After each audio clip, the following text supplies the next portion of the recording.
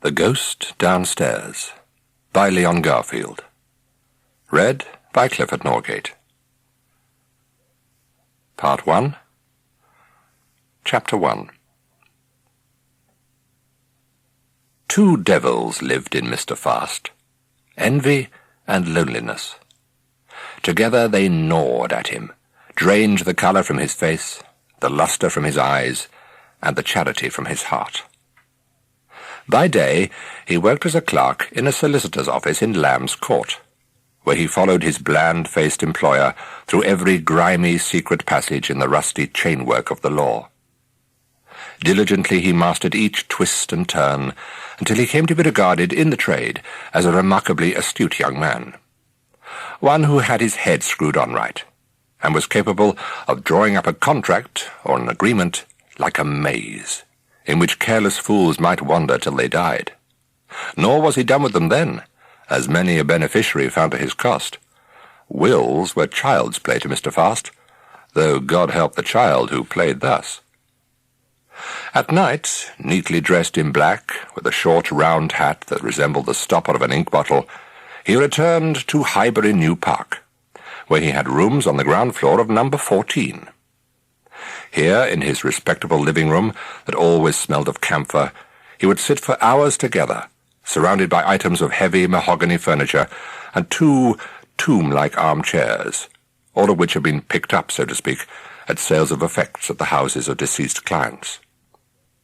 So strong indeed was the air of bereavement that the very sideboard and table, weighty though they were, seemed unnaturally still, as if they had lately died and left themselves to Mr. Fast in their wills. Sometimes he'd take a small glass of port, and then the two devils inside him would get to work, and the clerk would dream his dreams. He would dream of owning the whole house, of being rich and powerful, of employing his employer, and lording it over a street full of friends whose chief occupation would be to dance attendance on him of an evening, and especially of a weekend. Truly, if Mr. Fast's dreams ever contrived to survive the grave and haunt the high-class neighbourhood in which he pinched and scraped to live, they would have made a frightful ghost indeed, a spectre to frighten even God. A thin, gibbering misery in a shroud of business suiting, with fingers like quill pens, scratching arithmetic on moonbeams, and prices on children's eyes. Lately, his dreams had acquired an even sharper edge. They concerned an old man who lived in the basement, a shabby, disgusting old man by the name of Fishbane. He'd arrived on the very day that old Dr. Hertz, who'd perished rather abruptly one midnight, had been buried. Mr. Fast had watched through the window while the old doctor, neatly coffined, had been hoisted up the area steps and into the glass-sided hearse, where he lay under a rich crust of chrysanthemums, like an expensive cake in the window of Fortnum & Mason's. When the funeral moved off, Mr. Fast had nipped down to the basement to see if anything had been overlooked. He'd actually been in the shabby living-room, his hand on the sideboard drawer, when Mr. Fishbane had appeared. Of course, there'd been a little awkwardness, but Mr. Fast was peculiarly adept at wriggling out sideways and explaining anything to anybody's satisfaction. Mr. Fishbane hadn't seemed at all put out, and Mr. Fast thankfully withdrew to his own apartment, from where he watched the old man unloading sacks, bundles, and two enormous saucepans from a handcart in the street outside. Considering his age, he seemed remarkably spry going up and down the area steps, and with his festoonery of ancient black garments that hung about him like decrepit wings, and his creased old neck that stretched forward under his burdens, he resembled a very shabby vulture that, for reasons of health and vanity, had taken to wearing a broad-brimmed hat. Understandably, Mr. Fast was not altogether delighted to have such a neighbour. Highbury New Park had always been considered a better class of district, and he, Mr. Fast, had made real sacrifices to live there. Now came Mr. Fishbane, and there was no doubt he brought the tone down. One might almost say there was a strong whiff of the ghetto about him, and that wasn't the only whiff either. Old Dr. Hertz in his time had produced some pretty strong smells in the basement, but they turned out to have been perfumes beside Mr. Fishbane's. For 2 days after he moved in, he'd burned sulphur till the whole house reeked of it, so as not to catch whatever had carried the doctor off. Then he boiled beetroots, day and night it seemed, for soup. To Mr. Fast's sensitive nose, the stench was unbearable. So he bought more and more camphor balls, which he stuffed behind the cushions of his chairs, beneath his pillow, and under the Turkey carpet, where he occasionally trod on them with a noise like cracking bones. But do what he might, there was no overpowering the beetroot soup, and the general effect in Mr. Fast's apartment was of some large invisible banquet that was steadily going off. Nonetheless, though the clerk never actually spoke to Mr. Fishbane if he chanced to pass him in the street, he was careful not to show that he strongly objected to the old man and despised his meagre appearance from the bottom of his soul. The reason for this caution was that there was something about Mr. Fishbane that suggested property. Mr. Fast couldn't quite put his finger on it, but somehow the shrewd solicitor's clerk smelled property. Naturally, he attempted to make inquiries, but, try as he might, he was unable to discover anything. The name Fishbane appeared on no lists, and had been heard of in no proceedings. So far as the law and the city were concerned, Mr. Fishbane didn't exist. And the clerk was on the point of dismissing his suspicions as being imagination, when an unusual thing happened to restore his faith in them. Mr. Fishbane turned up at the stone-setting ceremony for Dr. Hertz, which Mr. Fast also attended, as it was on a Sunday and not raining. But what had changed Mr. Fishbane it was. The old man had looked really respectable, in a black frock coat, striped trousers, and a tall silk hat that perched on his filthy tangle of yellow-grey hair like a chimney-pot on thatch. A beneficiary, thought Mr. Fast instantly, and wondered how much. After the ceremony, he made a point of buttonholing his interesting neighbour, but Mr. Fishbane seemed reluctant to leave the graveside. He kept blinking rumourily at the slab of shiny, speckled marble on which was advertised Dr. Otto Hertz, Professor of Natural Science at Wittenberg and Aberdeen, taken suddenly in the midst of his labours, aged 70. "Poor soul," murmured Mr. Fishbane, bowing his head so that Mr. Fast feared his hat would fall off and land among the flowers. "Oh, I don't know," said Mr. Fast. "I suppose he must have been quite well off. That marble must have cost a pretty penny." Mr. Fishbane looked up and fixed the clerk with so deep and melancholy a gaze that Mr. Fast couldn't help supposing the old man to be thinking of his own decease, which, in the course of nature, was unlikely to be far off. Really, he might pop off any time, thought the clerk, shrewdly eyeing the old gentleman's unwholesome complexion. Once this thought was in his mind, there was no getting it out again. Not that Mr. Fast tried to evict it. Indeed, it was a welcome tenant, and got on famously with the two devils that lived there. In a manner of speaking, all three of them held parties in his head, and dined off Mr. Fishbane's estate. The clerk's imagination, liberated nightly from the twisting and turning and screwing down of his daily labours, spread its wings and soared in the direction he had always supposed to be up. An eccentric millionaire. That's what the old man might be. One was always hearing about them, going about in rags and tatters with fortunes sewn in their underwear. Thank God he'd never insulted him. By all accounts, such crazy old gentlemen had powerful memories. They were always leaving thousands to newspaper boys and crossing sweepers who tipped their hats and said good morning to them as they shuffled past each day until they came at last to probate. Such were Mr. Fast's evening dreams as he sat in his tomb of an armchair, quite enveloped in the fumes of camphor and beetroot soup.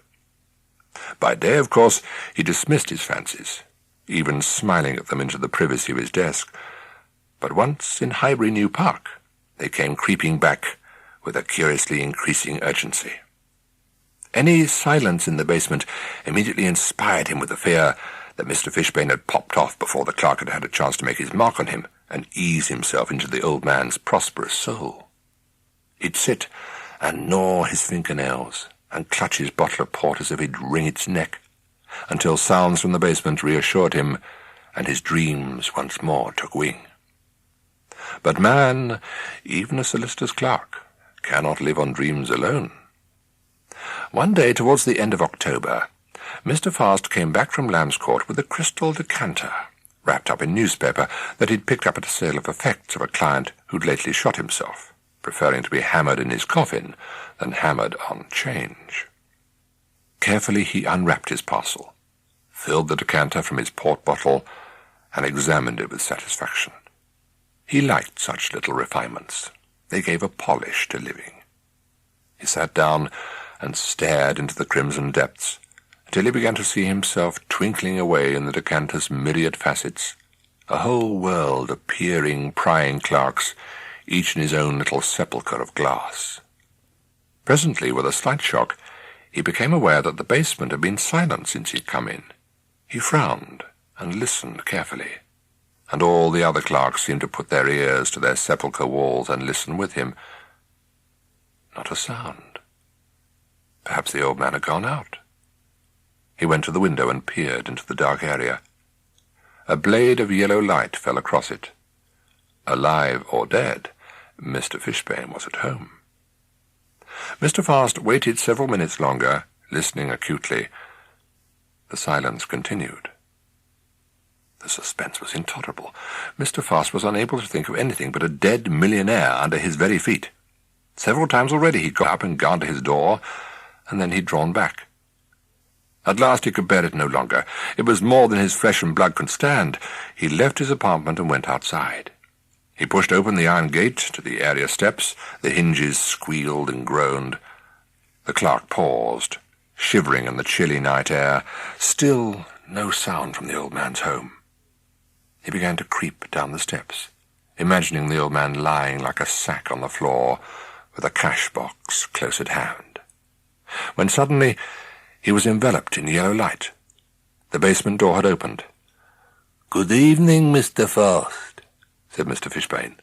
"I was wondering when you'd come down." Chapter 2.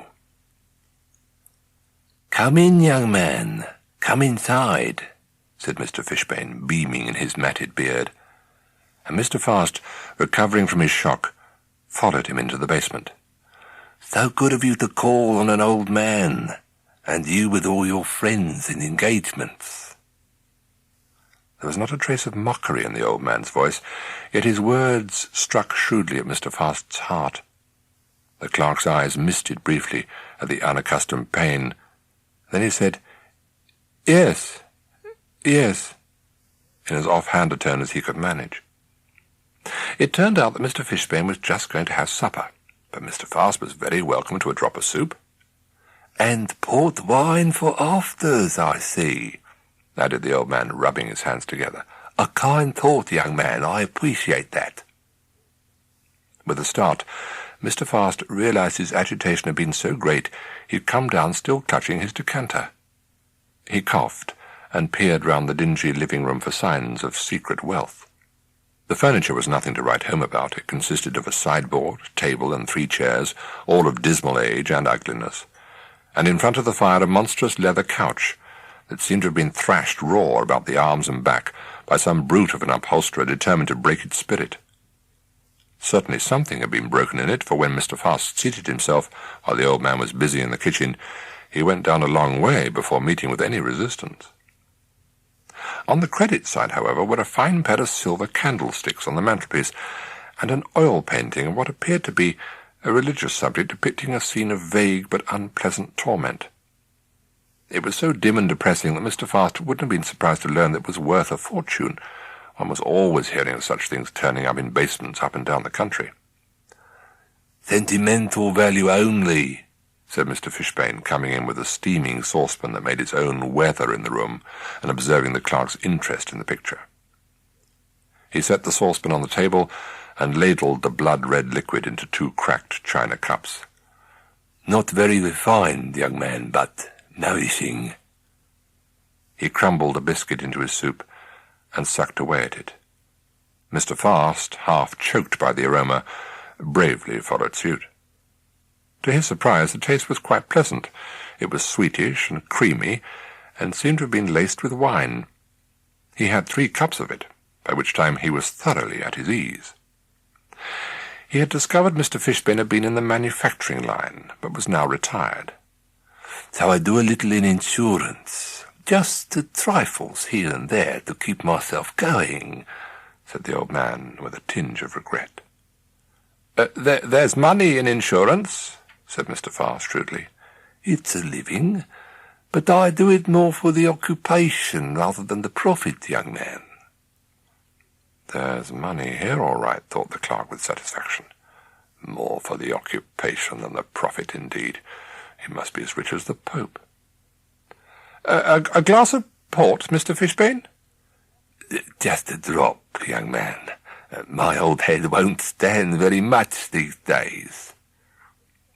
He produced 2 glasses, and Mr Fast laughingly filled them both to the brim.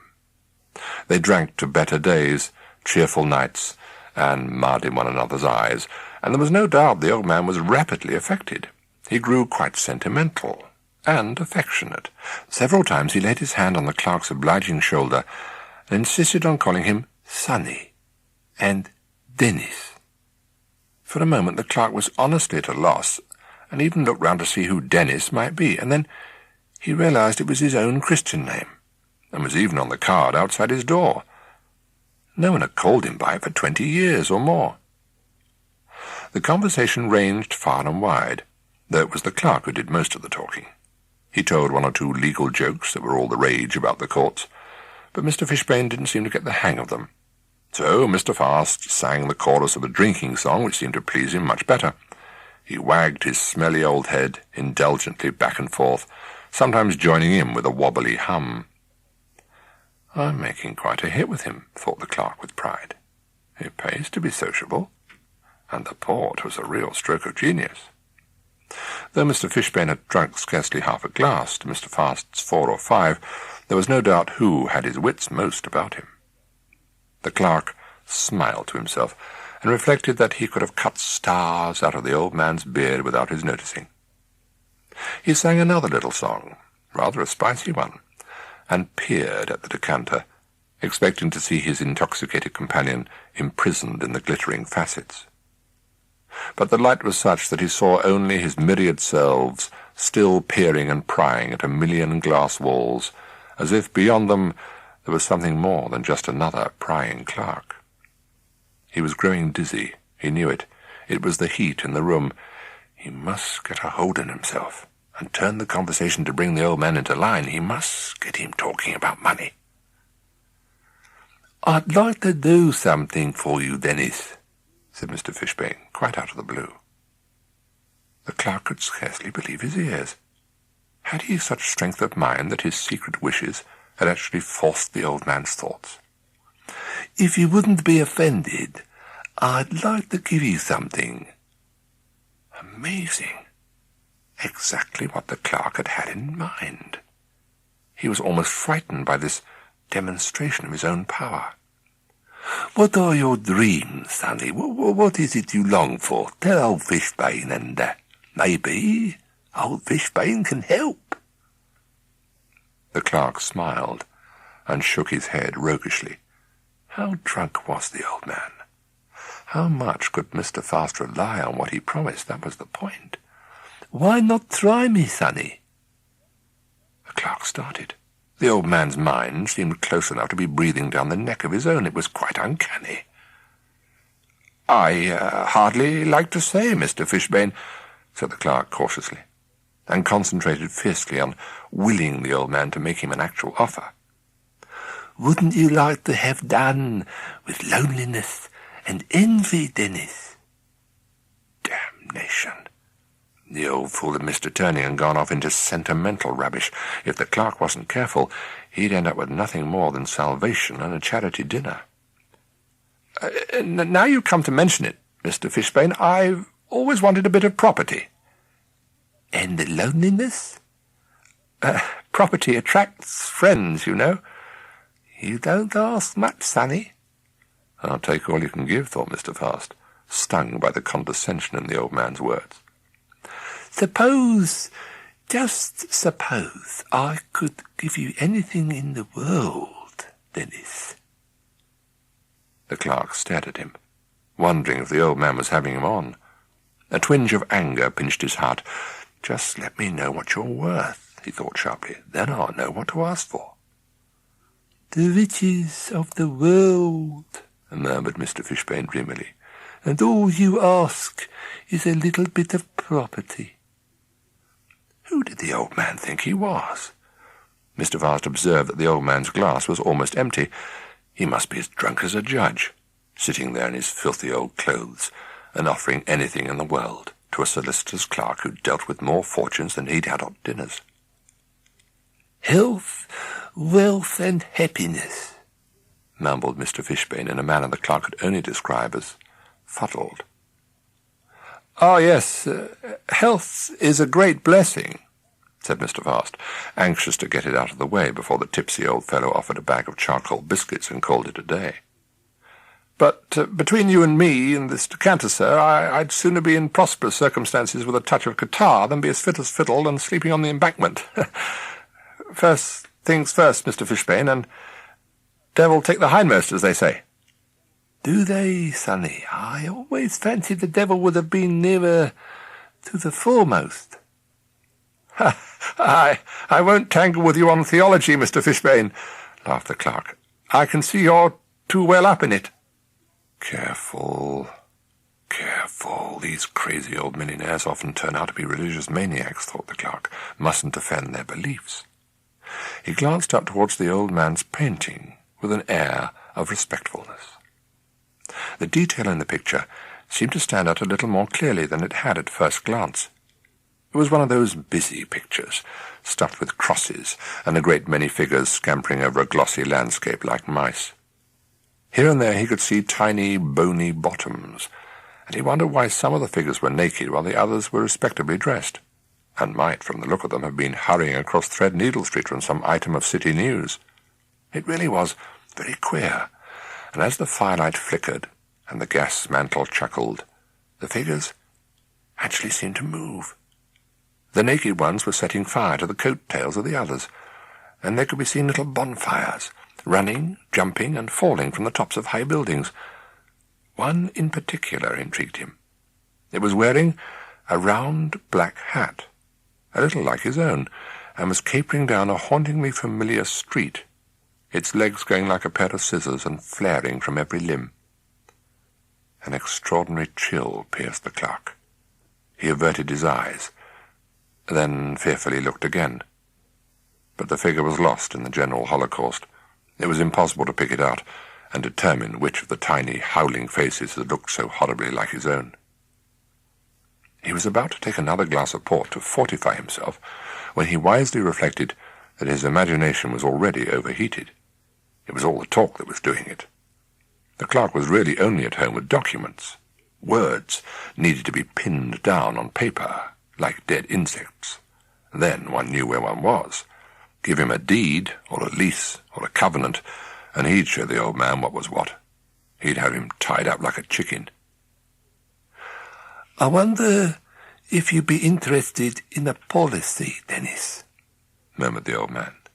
"Just one of my own, you know." The clerk could scarcely restrain a grin of triumph at this latest success of his thoughts. He nodded, and Mr. Fishbane shuffled off out of the room. Mr. Fast rubbed his neat hands together in anticipation and smirked at his decanter, when once more he was chilled. The level of the port was substantially lowered. Stains and trickles of the wine adhered to the sides, so that the gallery of entombed clerks seemed daubed and smeared with blood. And behind each and every one reared a gaunt, top-hatted figure in black. Uneasily he turned, and then saw with relief that the dreadful figure was nothing more than Mr. Fishbane's Sunday goer-burying hat and coat, hanging behind the door. "Here it is, sonny," wheezed Mr. Fishbane, returning with his policy and a pen and ink. "Just you tell me what the benefit you have in mind, Dennis, and old Fishbane will do the rest. All you have to do is to sign." "Like a receipt?" The old man shrugged his shoulders, and the clerk took the document and scanned it with a professional eye. He smiled pityingly. Really, Mr. Fishbane, it's lucky for you I'm in the law. My dear sir, you don't protect yourself at all.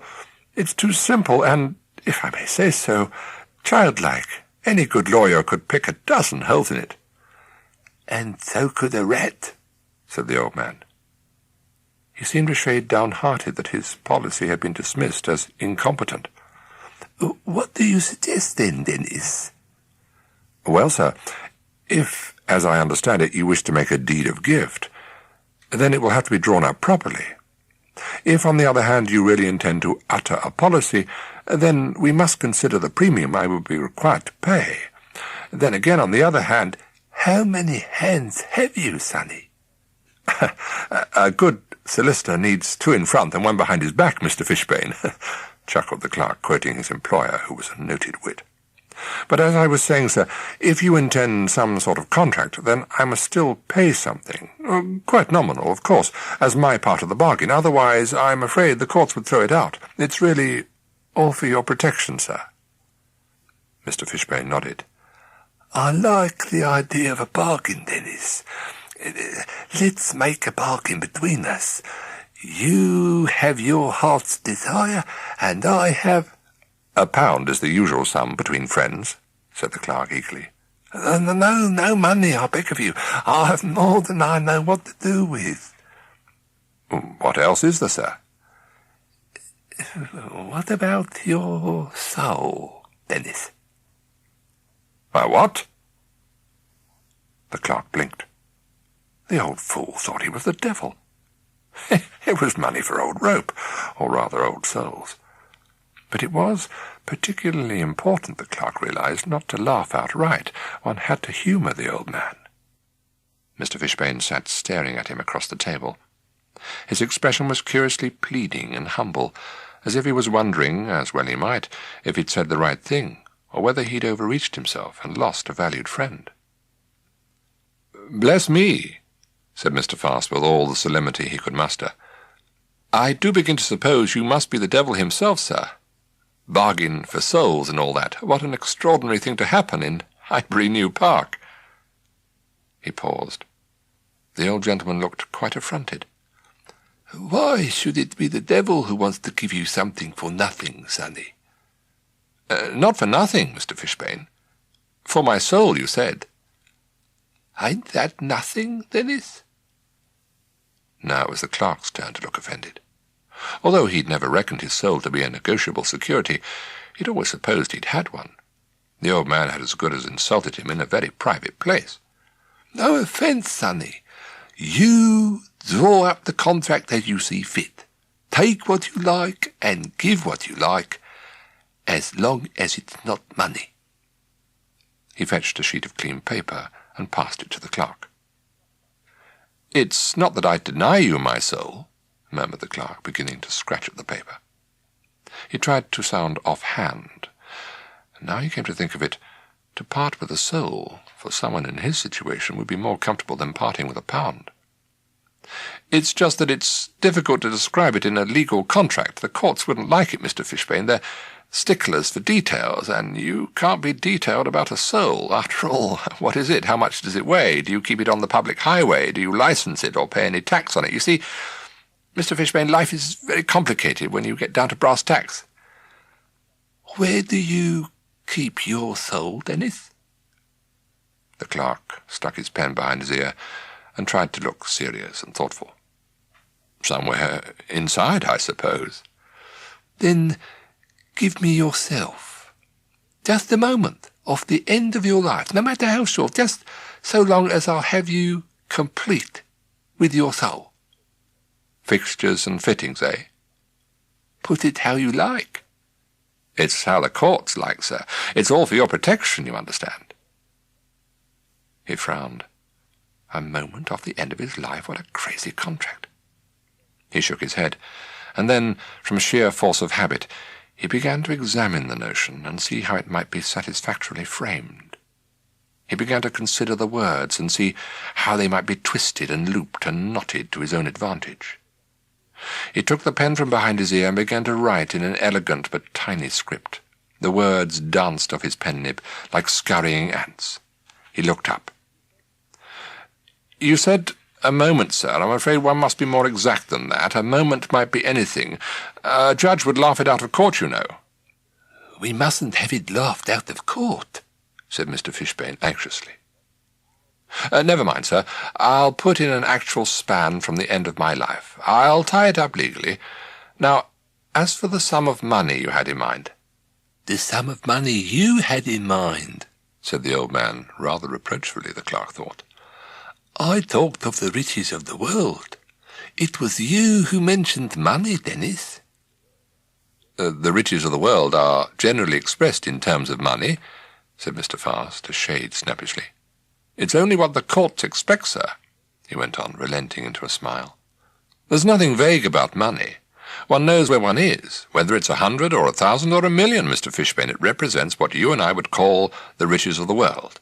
Heart's desire, happiness, and all that sort of thing. It simply can't be pinned down in any other way. Then make it 1,000,000, sonny. I beg your pardon? 1,000,000, Dennis.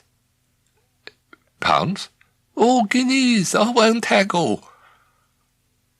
The clerk had put down his pen. He stared at the old man with all the penetration he could command. The offer was so outrageous it was almost insulting. Did the old fool take him for a child? He began to be very angry. What's the matter, sonny? Don't you think I can afford it? The clerk could not bring himself to say no, so the old man went on, Didn't you say you thought I was the devil, Dennis? Helplessly the clerk nodded. He had indeed made such a statement. Then why not believe in the 1,000,000? The devil ain't poor, sonny. Put down the 1,000,000.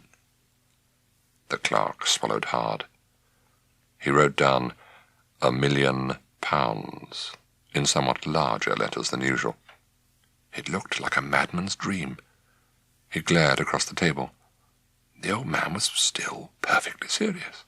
Not the ghost of a smile flickered in his faded eyes, nor shivered the forests of his beard. My God, thought Mr. Fast wildly, what if he is the devil? He bit his lip. The devil, in a better-class district like Highbury New Park, what a ridiculous notion. The port was going to his head. He's nothing but an old madman with a mint of money, and the sooner he's parted from it, the better for all concerned. He continued to write. In exchange for the aforementioned sum, the party referred to as Dennis Fast, of 14 Highbury New Park, agrees to give up, surrender, and allow the use of, without let or hindrance, a fixed quantity of the end of his life, the amount being mutually agreed at 7 years. I should live so long, said Mr. Fishbane. Why so generous, sonny? For £1,000,000, Mr. Fishbane, I assure you that the courts would expect something substantial. So 7 years it is, sighed Mr. Fishbane, blinking at the clerk's script that was so minute no human eye could have read it unaided. Is it all in order now? I'm afraid my old eyes ain't strong enough to read your legal hand, sonny. It's all in order, Mr. Fishbane, I promise you. There's not a judge on the bench who'd laugh this one out. The clerk smiled. His employer would have been proud of him. No human being could have wriggled out of the finely tangled mesh he'd drawn up. Not even a fly could have crept through it. Every eventuality had been covered, every loophole sealed. Even if Mr. Fishbane had been the devil, the solicitor's clerk had tied him hand and foot. The old man took the offered pen, and Mr. Fast, aiming to humour him till the end, remarked jocularly, I always understood such bargains as ours are signed in blood, Mr. Fishbane, not ordinary ink. Very true, sonny, sighed Mr. Fishbane, but I ain't got so much to spare as I had in the old days, so, if you'll excuse me, I'll sign in this beetroot soup. After all, it is the same colour. The clerk nodded and grinned. The old man signed, then the clerk took the pen and added his own name in the watery red. Lawyer's deeds, he murmured, once again quoting his waggish employer. Red in tooth and claws. Even though he dismissed the old fool's claims to unnatural eminence as crazy fancies, he was relieved that no flash of lightning or roll of thunder accompanied the signing of the contract. The only disquieting thing was Mr. Fast's accidentally knocking his decanter off the table. He picked it up and saw with annoyance that it was cracked. He turned it round and round. The crack was echoed in every facet, and the little clerks in their glittering cells stared out in sudden dismay. Slowly from the decanter's bowl the dark wine dripped and leaked away. He shrugged his shoulders and wished the old man good night.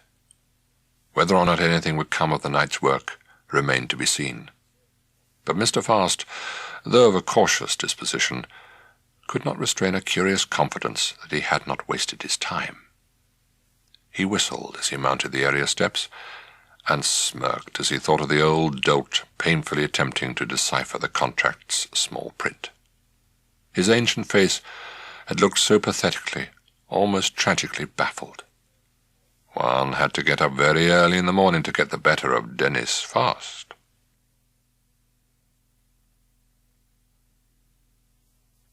Chapter 3. The morning was brilliant. The late October sun was affixed to the sky by a couple of tapes of pinkish cloud, like some large agreement to purchase. Mr. Fast, on his way to Lamb's Court, looked up at it all and mentally wrote his dreams in the wide blank spaces, filling them up with small print. His confidence in Mr. Fishbane, though a little shaken in the light of day, had by no means gone. It was true that on awakening he had examined his rooms on the off chance of the old man's having slipped something behind the cushions or under the carpet, but had found nothing but camphor balls, none of which had been miraculously changed into rubies or emeralds. Naturally, he had experienced a mild feeling of disappointment, however unreasonable in the circumstances. Yet he was unable to suppress an inexplicable hope, and continued to give fate, circumstance, or what you will, every chance of fulfilling Mr. Fishbane's strange contract. He looked in gutters for stray glitterings. He took a cab for a short distance, and felt behind the worn leather seats, and when he reached the office, he sat at his desk in a state of continual expectation of interesting news. His dreams were necessarily vague, as he couldn't quite come to terms with the size of the old man's promise, but they had a brightness to them that lent his eyes an unusual shine. Memories of childhood desires and ambitions tended to play hide-and-seek in the secret passages of his mind, peeping out furtively in the shape of domed palaces by a dreaming sea, forests, proud horses, and dogs with eyes like melted chocolate. "Head in the clouds, Fast?" inquired his fellow clerk, who had addressed him several times without response.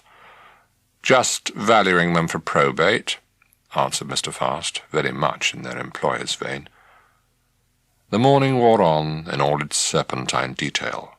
Clients came and went, and Mr. Fast watched his bland employer smile them in and smile them out of the quiet, respectable room where all the recorded sin of the land, bound in calf, grazed on shelves from ceiling to floor. When would his news come, and in what shape? Would the old gentleman call himself, or would he send a representative with powers of attorney? He toyed with this latter notion, observing each caller in meticulous detail to see if he fitted so momentous a role. But behind every pair of eyes and in every pair of hands, fidgeting with hats, clutching long, coffin-like envelopes, or twisting gloves and handkerchiefs into unholy knots, the shrewd clerk saw only the habitual despair of customers of the law. It was almost lunchtime before Mr. Fast's hopes began to wither and fade. A cold thought had crept into his mind and cast a blight on it. There would be no news. There could be no caller from Mr. Fishbane either on that morning or on any other. The old man didn't know the Lamb's Court address. The clerk had omitted to tell him. A feeling of agitation and dismay came over him. He cursed himself for the oversight. "Lamb's Court, Mr. Fishbane," he whispered inside his head. "Morris and Morris of Lamb's Court, sir." If only that uncanny power he'd had over the old man's mind during the previous evening would reach out once more. "Lamb's Court," he repeated with the fiercest urgency. "That's where your friend Dennis is." "Mr. Morris, please?" A rosy-faced gentleman with black hair and a soft smile poked his head round the outer door. "From Mr. Fishbane?" breathed the clerk, irresistibly persuaded by the promptness of the visitation that his own will had achieved it. "No," said the newcomer. "Are you sure?" pursued the clerk helplessly. The newcomer gazed at him with a mixture of surprise and downright irritation, and Mr. Fast was forced to remember what and where he was. He began hastily to apologize for his impertinence, when his employer emerged from his room and greeted the stranger, who turned out to be a respected colleague. The solicitors retired, and Mr. Fast bit his lip in uneasy vexation. He really must control himself. The fantastic hopes engendered by Mr. Fishbane were wreaking havoc with his peace of mind. His nightly dreams were invading his day. Mr. Fast, would you be so good as to step this way?" Mr. Morris had summoned him. Had the visitor complained of his rudeness? Mr. Fast felt sick at heart. He entered the room and fixed his eyes on the patterned carpet. "Sit down, Mr. Fast." Mr. Morris was motioning him to the client's chair. Confusedly the clerk sat down, a thing he'd never done before in his employer's presence. The visitor, who'd been standing by the fire, smiled and moved to stand beside him. Mr. Morris, a fat and arrogant man in soft shoes, moved lightly to command the other side. The clerk felt overwhelmed by an odour of barber's lotion that came at him in waves. It reminded him strongly of chrysanthemums. Mr. Morris rubbed his hands together and seemed to bounce slightly. "Since you've been with us, Mr. Fast, how many wills would you say have passed through our hands?" Bewildered, the clerk watched Mr. Morris's oozing hands as if his employer was about to perform some legal conjuring trick, and all the wills would come leaking out one by one. A great many, sir." "And how many legacies have escaped us, Mr. Fast?" Mr. Morris's fingers were twined in such intricately fluid knots that it seemed only the tiniest legacy might have slipped through unsqueezed. "Many hundreds, sir." "Yes, indeed. We are always the bridesmaid, never the blushing bride." Here he opened his hands in a gesture at once benevolent and resigned. "But now, my dear Mr. Fast, your turn has come. A bouquet was thrown and you caught it. After all these years, my friend, you too are a beneficiary. Allow me to congratulate you. A beneficiary, Mr. Fast, a bride of probate." "Fishbane," gasped the clerk unbelievingly. "It's Fishbane." "There he goes again," chuckled the visitor, whose name was Johns. "Was his father in Kippers, Morris, eh? "Your father, Mr. Fast?" "Dead, sir. Dead these 25 years. "I know that, sir. How else could you benefit? Come, where is your law? Your father, it turns out, owned a bit of property." "Near Kimberley," put in Mr. Johns. "Which is in Africa," explained Mr. Morris. "And I represent certain business interests," said Mr. Johns, "who wish to purchase it." "Diamonds," murmured Mr. Morris, leaning down to within inches of the clerk's ear, "have been found." "A figure has been mentioned," breathed Mr. Johns, taking charge of the other ear. "But not yet agreed. However, Mr. Morris and I feel it our duty to advise you." "Close with the officer." "A very considerable sum indeed." The two solicitors' voices seemed to be meeting at some speaker's corner inside his head, and in a strong wind. Words buffeted against each other, the inner air was filled with them. The heat in the room grew oppressive. His eyes misted so that the multitudinous books seemed to be writhing against each other like fatted maggots about to rupture and disgorge their unwholesome contents. Dreary battalions of secret wretches whose muddled crimes and iron punishments had built the ramparts of the law. The shells were crawling with them. They jostled on the mahogany precipices with arms outstretched, then tumbled down into a monstrous black waste-paper basket that resembled Mr. Fishbane's cemetery silk hat. "Why, you look as pale as a client, Mr. Fast," rumbled Mr. Morris. "It must be the chair."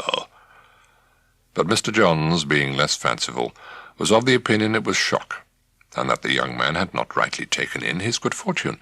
"Don't you understand, sir, that your father struck it lucky, as they say, albeit posthumously. A remarkably shrewd man, your father." Dazedly, Mr. Fast attempted to remember his father, a feckless businessman whose affairs had had more ups and downs than a drunkard's elbow. Though the ups had never been much to boast of, the downs had been simply tremendous. It had been on a down that he'd perished, and his wife, like Jill in the rhyme, had followed soon after. Their effects had been done up in brown paper, and their 7-year-old son had been bequeathed to an orphanage in the Pentonville Road. Now Mr. Fast was asked to believe that that brown paper had contained a deed to diamonds. He could not believe it. "Fishbane," he whispered.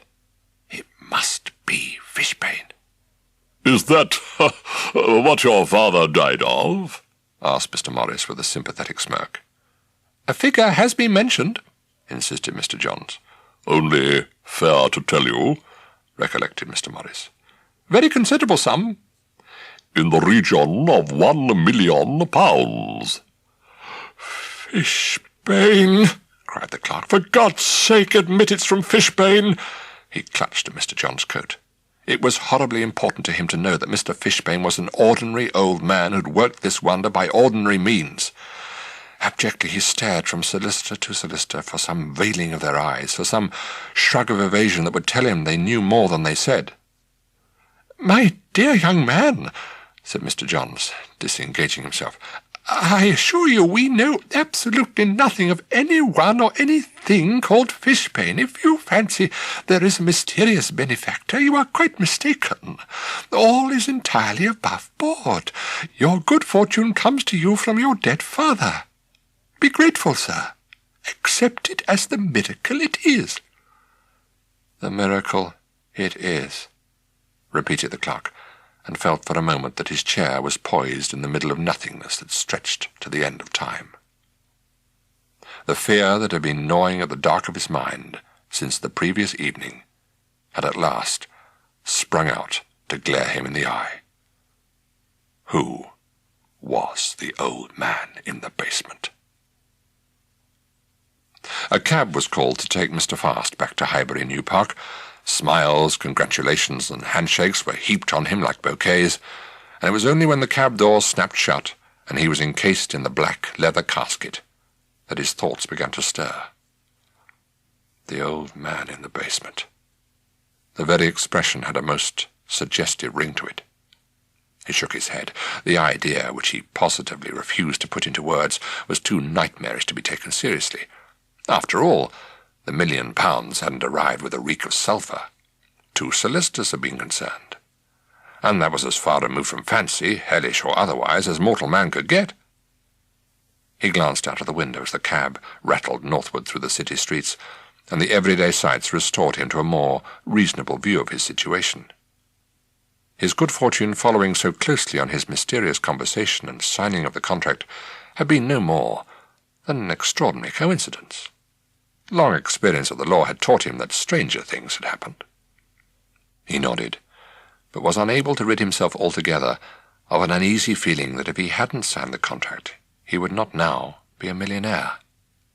In view of this uneasiness, which tended to increase as the cab jolted nearer and nearer to Highbury New Park, he couldn't help feeling relieved that he had taken the old man sufficiently seriously to be careful about the drawing up of the contract.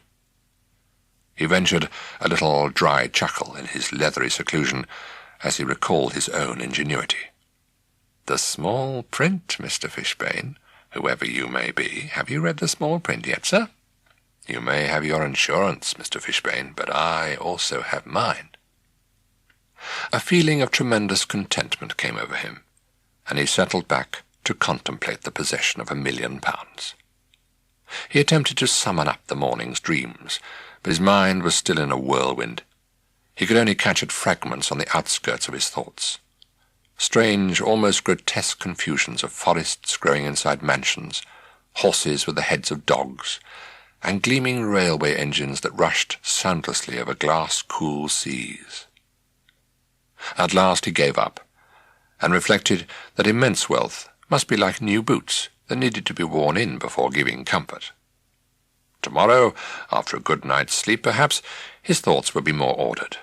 All his dreams would come back to him, and he'd be able to sit in his chair as before a banquet, and eat of it to his heart's content. But I must tell the old man, he chuckled to himself as the cab turned into Highbury New Park, and see how he takes the news. His bleary old eyes will pop out of his head, and his wits will be turned tighter than a corkscrew. He's sure to fancy his nonsense has something to do with it. I must be absolutely sure to tell him before he has a chance to hear it from someone else. Otherwise there's no telling what he'll claim. The cab halted. The clerk was home. He got out and paid the driver, and sauntered to the area railings. Sharp as a crow in his tattered black, Mr Fishbane was standing below. He squinted up at Mr Fast. £1,000,000, eh, sonny? I told you I could afford it. A feeling of extreme terror seized the clerk. He glared down at the old man. All thoughts but the contract had gone from his head. What had he done? Then he remembered his cunning insurance. The small print, Mr Fishbane. Have you read the small print? The old man's face seemed to shrink a little. He shook his head as if in despair. Then he stretched out his arm in a gesture of pointing. Mr Fast looked. For an instant he fancied a faint shadow beside the old man. Hurriedly he looked away. He retreated from the area railings. His face was white. His heart was as cold as death. Chapter 4. 3 good burying grounds served the district: the graveyard of the church for parishioners, a cemetery for Jews, and a well-laid-out, spacious plot where the only qualification for interment was that of being dead. In this latter place lay Dr. Hertz, in a sepulchre that resembled a marble drawer, unaccountably full of gravel. The trembling clerk stood before it and glared at the inscription. Taken suddenly in the midst of his labours. What were your labours, Dr. Hertz? Was it you who called him up, and left him for me to find? Tell me, for pity's sake, tell me, is he the devil? A passer-by stared with curiosity and pity at the shaken young man who muttered over a grave. Mr Fast reddened and smiled feebly. He was going out of his mind. That was it. Mr Johns had been quite right. Shock had unhinged him. If matters didn't improve, he would go to a doctor. After all, he could afford the best. You understand, Doctor, I keep thinking the devil lives downstairs. Or a priest. Why not have a word with some ninny of a curate or other? He'd be glad of the work. Might even make a name for himself. Come to think of it, what was wrong with a bishop? Or a cardinal? Or one of those dome-headed rabbis? Nothing like going right to the top when you could afford it. You see, Your Holiness, I signed this contract with someone I have reason to believe was the devil. It would really be no different from briefing counsel. The clerk couldn't help smiling at his bizarre thoughts. Then he began to chuckle, and then to laugh. He laughed till the tears ran down his face, and old Dr. Hertz's grave jumped and danced in their shimmering. "Fishbane, you old impostor," he gasped, "trying to rob me of all joy in my father's million." "Rob you, sonny? I gave it to you." Mr Fast cried out in alarm. The old man had been standing behind him. He stared at the tattered old scoundrel, and his terror gave way to a frantic anger. "And what if you did?" he muttered. "It was in the contract. Haven't you read it right through? Haven't you read the small print yet?" Once more the old man seemed to shrink away in dismay, and once more he pointed. The shadow was beside him again, and this time the clerk saw it had become a little more distinct. He caught his breath and fled. He rushed headlong from the cemetery and into Green Lanes, where a long row of villas, stretching it seemed to eternity, though in fact only to Manor House, stared him stonily in the face as if to bring him to his senses with their weight of bricks and mortar. "Who are you running from, Dennis Fast?" "The old man and what?" Nothing. A trick of light and shade." "Then go back." "No." "Why not?" Was it really only a trick of shade and light? What else? A trick of yours, perhaps. A trick in the contract, in the small print. He returned to his apartment and sank into his tomb of a chair, where presently he drifted into a dark sleep, empty of dreams. Next morning he awoke with a dull pain in his head, but the grotesque panic that had remained with him until he drifted off had disappeared.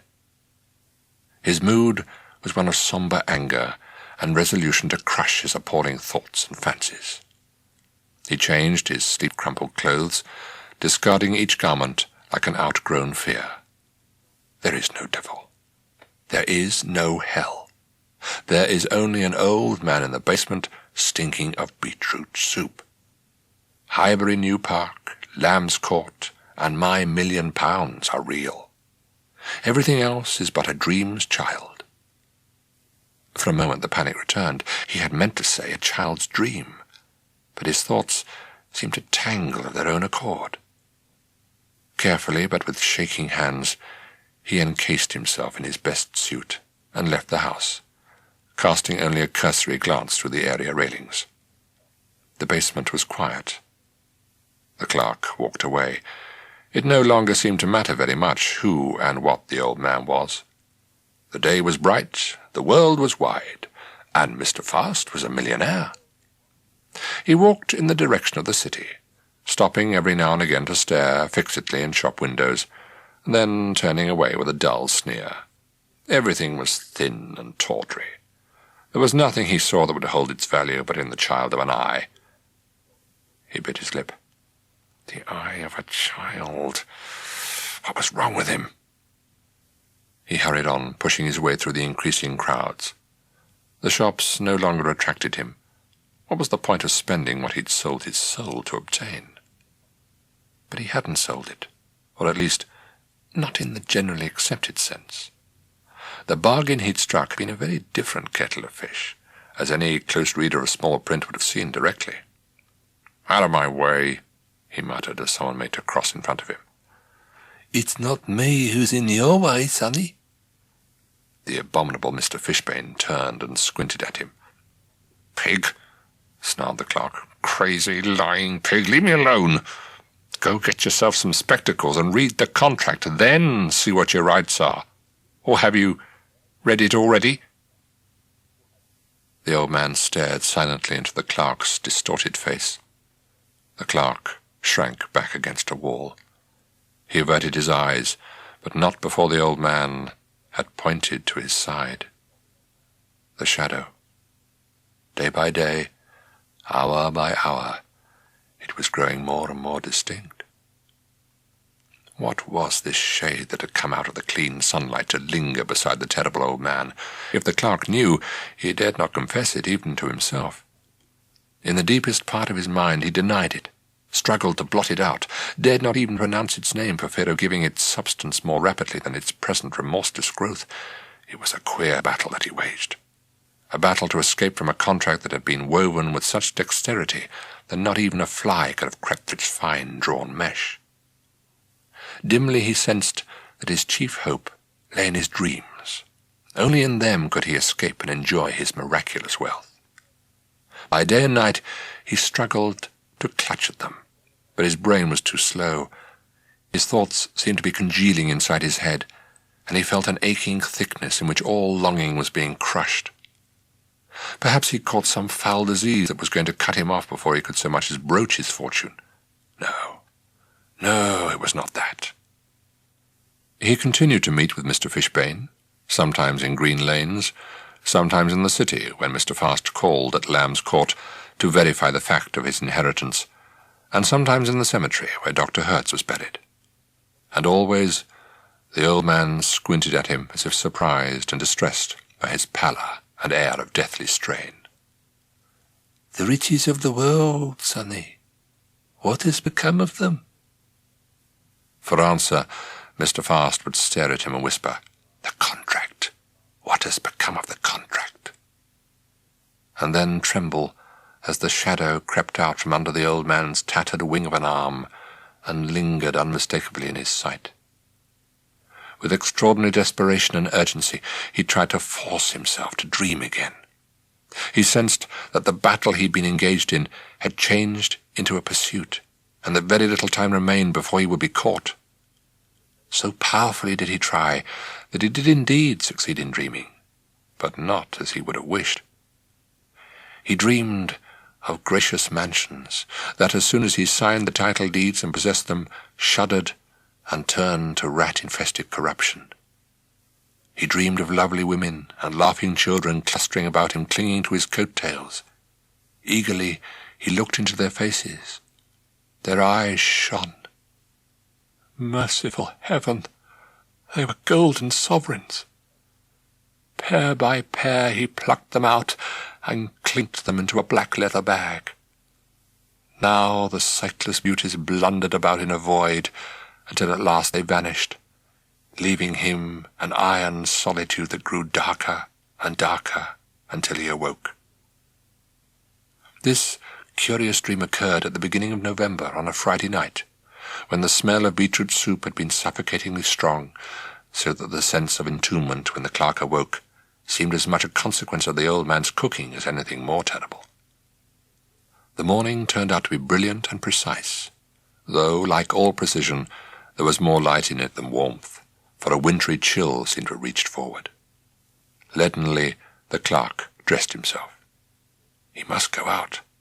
Perhaps there'd be some remedy for his sickly condition in sunlight. Mr. Fishbane was standing in the area. He appeared to have been sunning himself. There was a faint, pinkish tinge in his withered cheeks. "A fine day, sonny." The words boomed and clanged in the clerk's head, as if the arched bone had been changed into a great bell. Day. "Why do you torment me?" "Me? I don't torment anybody, my dear. Believe me."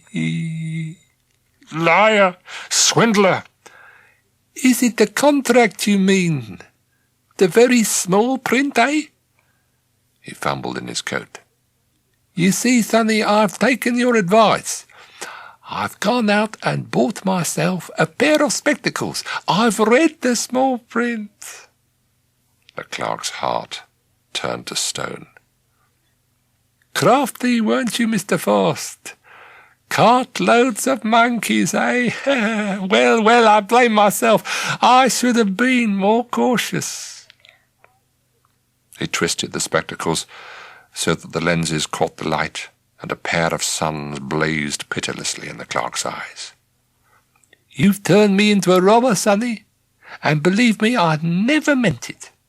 But one can't help taking one's hat off to you."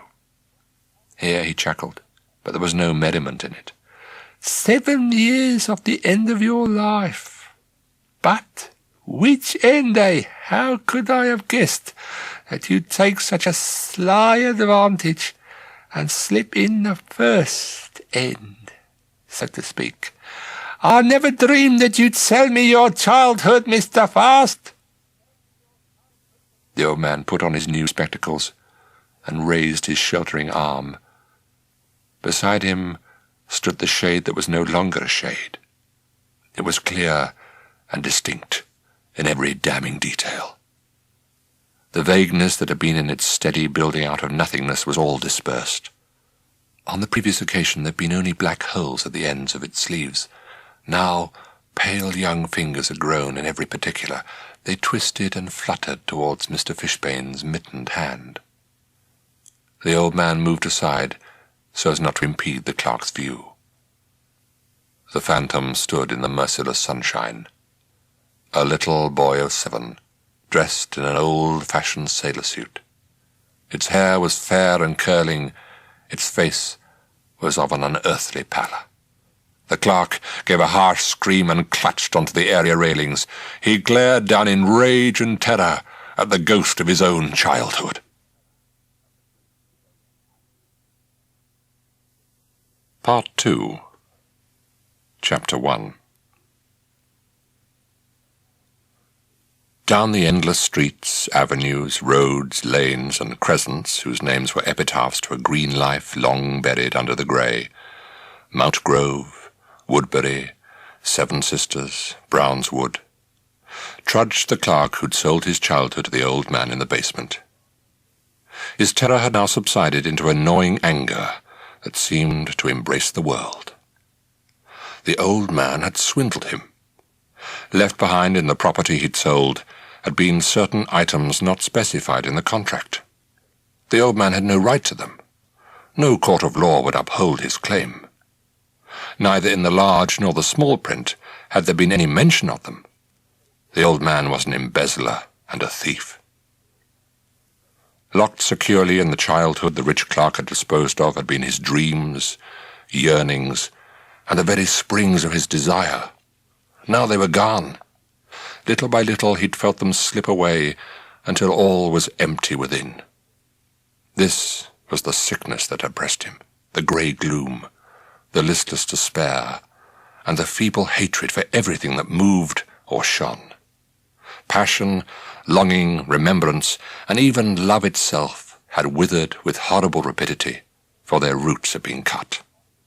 The soul, or rather the half-soul, he'd so cunningly preserved, was now entombed within him, as still and cold as death. A dull panic rose up inside him, but not even this hateful sensation could survive in the chill of his iron head. Only the law remained, unmoved by hell and disaster, the loss of dreams, and the severing of souls.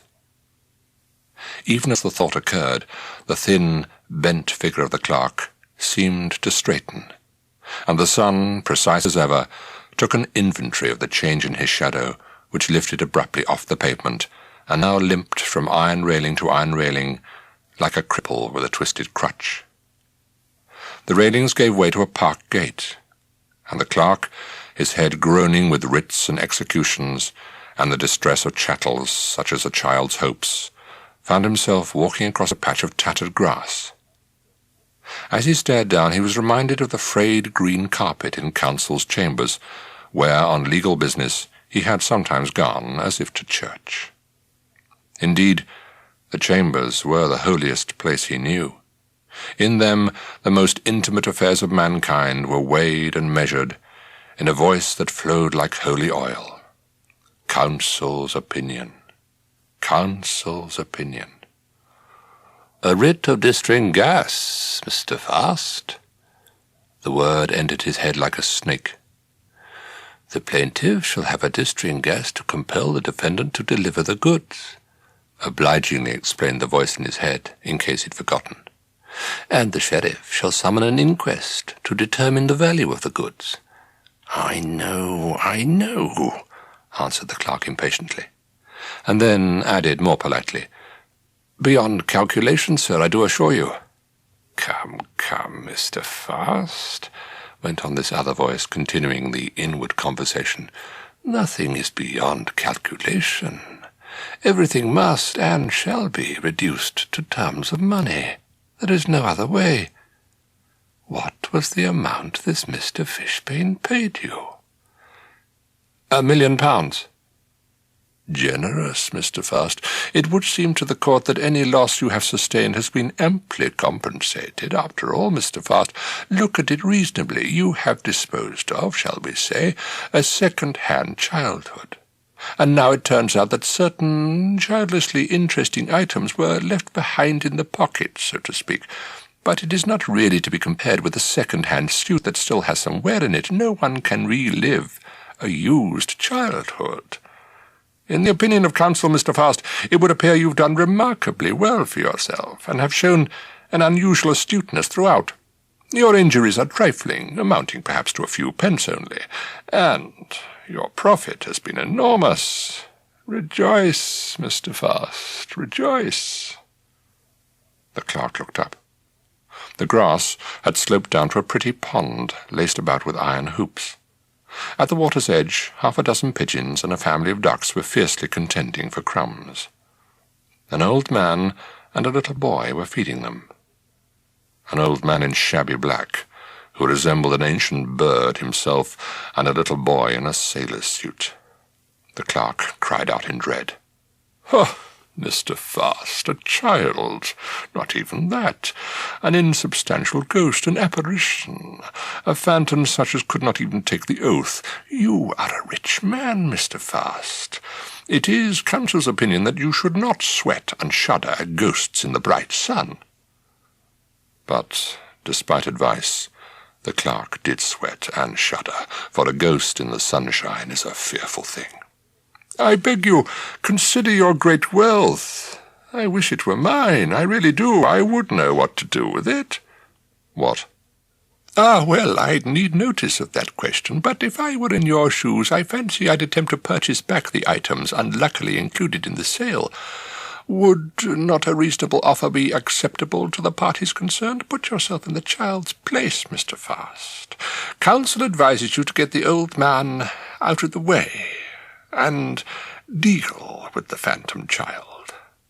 A shrewd fellow like you should be able to swindle it out of every dream in its bloodless little head. Mr. Fishbane bent and nudged the child, who turned, squinting shyly in the sun. It encountered the clerk's bleak and dreadful gaze. It shrank away, seeking refuge in the black folds of the old man's coat. "Get rid of Mr. Fishbane," urged the counsel inside Mr. Fast's head. Mr. Fishbane cast the last of his crumbs and dusted himself down. "Do me a favour, Mr. Fast," he said abruptly, giving the clerk a shadowy smile. "Look after this little boy for me while I pay a call in the neighbourhood." He disengaged himself from the child. "Dennis, my love, Mr. Fast will walk with you in the sun. You know Mr. Fast, don't you? He lives upstairs. He'll be kind to you. Trust me, Dennis." Before the clerk could answer, Mr. Fishbane had flapped and shuffled away at a surprisingly rapid pace, as if some other contract was on the brink of exchange. "He still obeys your thoughts. You hardly know your own strength, Mr. Fast. You are a very remarkable fellow. Now, pluck the child." Eerily and with faltering step, the clerk approached the little boy. He held out his hand, and the child took it. The clerk stifled a cry of horror and disgust. The sensation had been extraordinary. Though the child's hand nested entirely within his palm, he felt cold, damp fingers engulf his whole hand. "Come, Mr. Fast, we must do better than that. We must be natural and talk. We wouldn't want anyone to think the cat had got our tongue." He began to walk, and the weird child drifted along beside him. He longed to study it closely, but such glances as he gave were met with so piercing a look of accusation that he could not sustain it. Talk, Mr. Fast. Take advantage, sir." Mr. Fishbane, called you Dennis. Is that your name?" The phantom nodded. Good. Put the witness at his ease. Lead him gently to the slaughter. "Do you know, I am a rich man, Dennis. Would you like me to buy you something?" "Oh, excellent, Mr. Fast. A real stroke, that." A smile flickered across the child's face, but the clerk had an uncanny feeling that it was in response to some inner voice that remained quite secret. The park had become more formal in aspect. Flower beds inhabited by pale, waxen autumn blooms lay on either side of the path, and the air was scented with the smell of burning leaves. The white-faced clerk and the death-faced child in the old-fashioned sailor suit walked hand in hand. Passers-by were intrigued by the curious sight. The clerk felt embarrassed. Continual glances, half smiling, half wistful, disturbed him.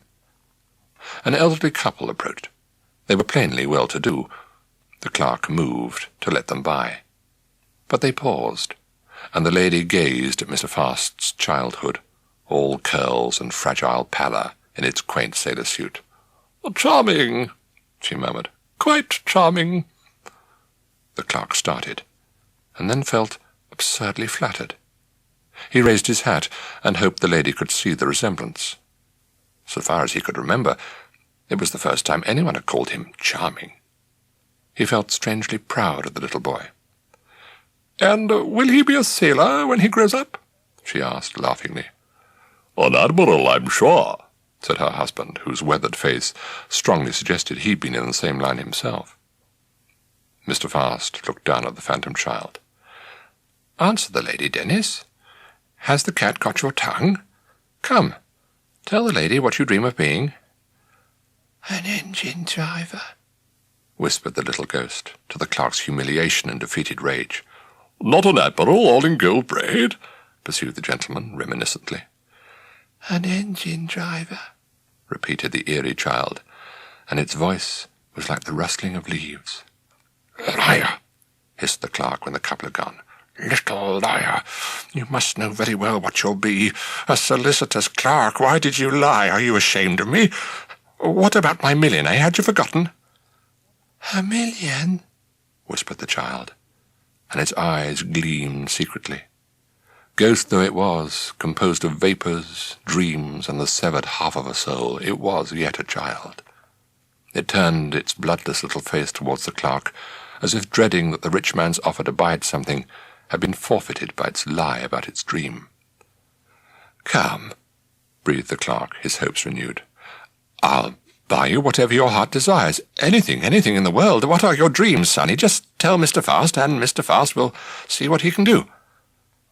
"Oh, very cunning, Mr. Fast. One has to take off one's wig to you." Beyond the park, on its further side, lay a curious muddle of shops and street markets, once a village but long since engulfed in the grey fist of the town. Pavements overflowed with every human want and need, buckets, bowls, saucepans, pyramids of china cups resembling domed eastern cities proudly built on hills, perambulators, garden cherubs, and a witch's stable of brooms that were being forever tumbled down by urchins and ancient ladies past the age of flying. Shouts and cries made a fine music in the air, as the riches of the world changed hands at bargain prices. "Silver salt cellar, mister, belongs to the mad Tsar of Russia, so them dents is historic." A trader, whose face had as many dents as his wares, and was possibly even more historic, plucked at the clerk and the pale, bloodless child in a sailor suit. "2 shillings and you're robbing me." The child's lips parted at the bright piece of silver cracked and scored by the legendary rages of a mad king.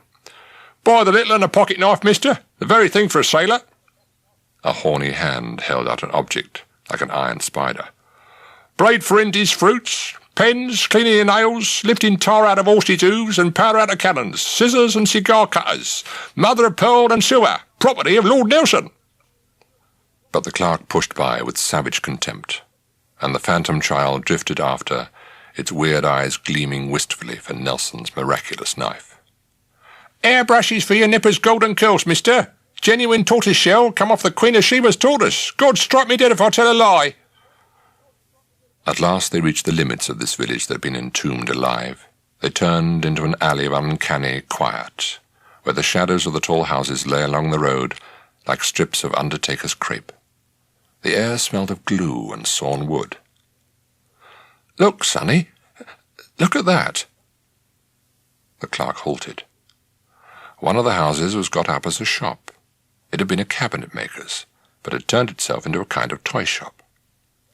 The owner, long since retired from life-size, had gone into the miniature, where a good craftsman can play God. He made dolls' houses, and the tiny furniture to go in them. In the window was his latest and most ambitious creation, a marvellous model of St. Paul's Cathedral, complete with tiny congregation and minute gold-plated bells that would toll to the touch of ropes as fine as hair. Down the wide steps tripped a little family, precise in pinpoint silks and rich mouse furs, to their carriage that waited eternally by the statue of good Queen Anne. A perfect, long-ago Sunday that would never change. And as a mischievous quirk of humour, the cabinet-maker had left his spectacles in Little Ludgate Hill, quite blocking it, and attracting 6 thumb-high passers-by, who stood and stared in consternation at so gigantic a construction in gold and glass. "Do you want it?" asked the clerk, fascinated by the topsy-turvydom a single stroke had made. But the phantom child shook its head. Its eyes were huge and lost-looking, as if the cabinet-maker's little joke had destroyed a world of dreams. But to the clerk, the very destruction of the tiny dream had been its joy. It had seemed like an ingenious writ or injunction served on the lawless soul. He turned on the child in uncomprehending bitterness. "What is it you want, then?" But the phantom was no longer at his side. He saw it at the end of the alleyway. The sunlight flashed on the brass buttons of its suit, and it vanished. "Come back!" he cried out in dismay. The child had given him no chance. He must catch it before it was reclaimed by the implacable Mr Fishbane. He rushed in pursuit, and indeed caught a glimpse of its pallid face and frantic fingers twisting and darting among the market crowds.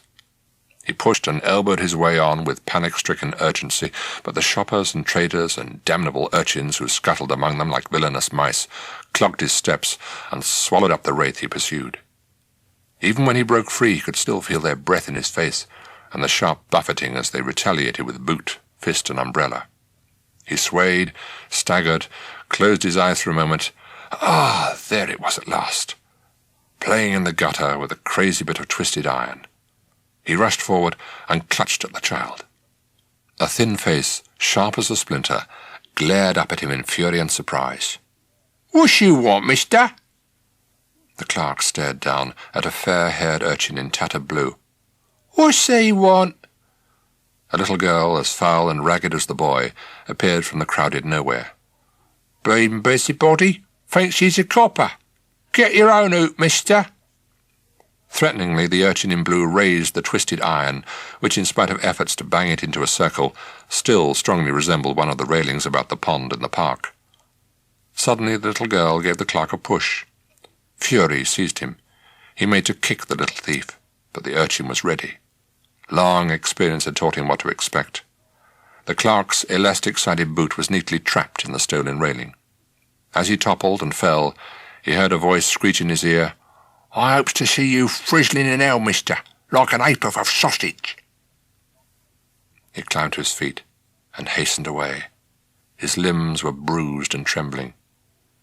He had lost the phantom with all his possessions still in its heart. Counsel's opinion had failed him, and that was a frightful thing. The gleaming shops and arcades mocked him as he passed them by. He was utterly obsessed with the notion that he could do nothing until he had placated the ghost he'd sold into damnation. Then he saw the hoop. It was in an arcade, hanging high among kites, paper lanterns, and grinning puppets, which dangled as though they had been executed by order of some infant judge. A magnificent hoop, painted silver, and with coloured glass buttons glued round the rim. An eternity ring for a lady giant. And there was a silver stick to bang it along. Remembering the urchin in the gutter with his awkward theft, the clerk knew that no child, living or dead, could have resisted this hoop. He was amazed by how cheap it was. 30 shillings. Good heavens, must have been worth 10 times as much. Eagerly he made the purchase and hurried back towards Highbury New Park, craftily delighted at having obtained so rich a bargain. Already he felt quite redeemed. Suddenly there was a violent commotion in the air, and a sound of iron thunder. A black shadow engulfed him, and down streamed a shower of fire. He all but shrieked aloud in terror when he saw he'd walked under the railway bridge that crossed Seven Sisters Road, and a train had passed overhead, scattering tiny cinders as it went. He mopped his brow and dusted his ash-dappled hat. "Calm yourself, Mr. Fast. Did you fancy you'd been snatched into hell, right out of the middle of Seven Sisters Road? No one goes to hell any more, Mr. Fast. Take counsel's opinion on it. Besides, it would hardly be you who'd go, sir." At last he reached number 14 Highbury New Park. The basement was full of shadows. He peered through the iron railings. No one was there. It looked as if it had been empty for days. He went down and banged and kicked on the door. Then he returned to his own apartment. His face was grey with a youthless age. He was too late. The ghost of his childhood, with all his longings, hopes, and dreams, had gone with the terrible old man.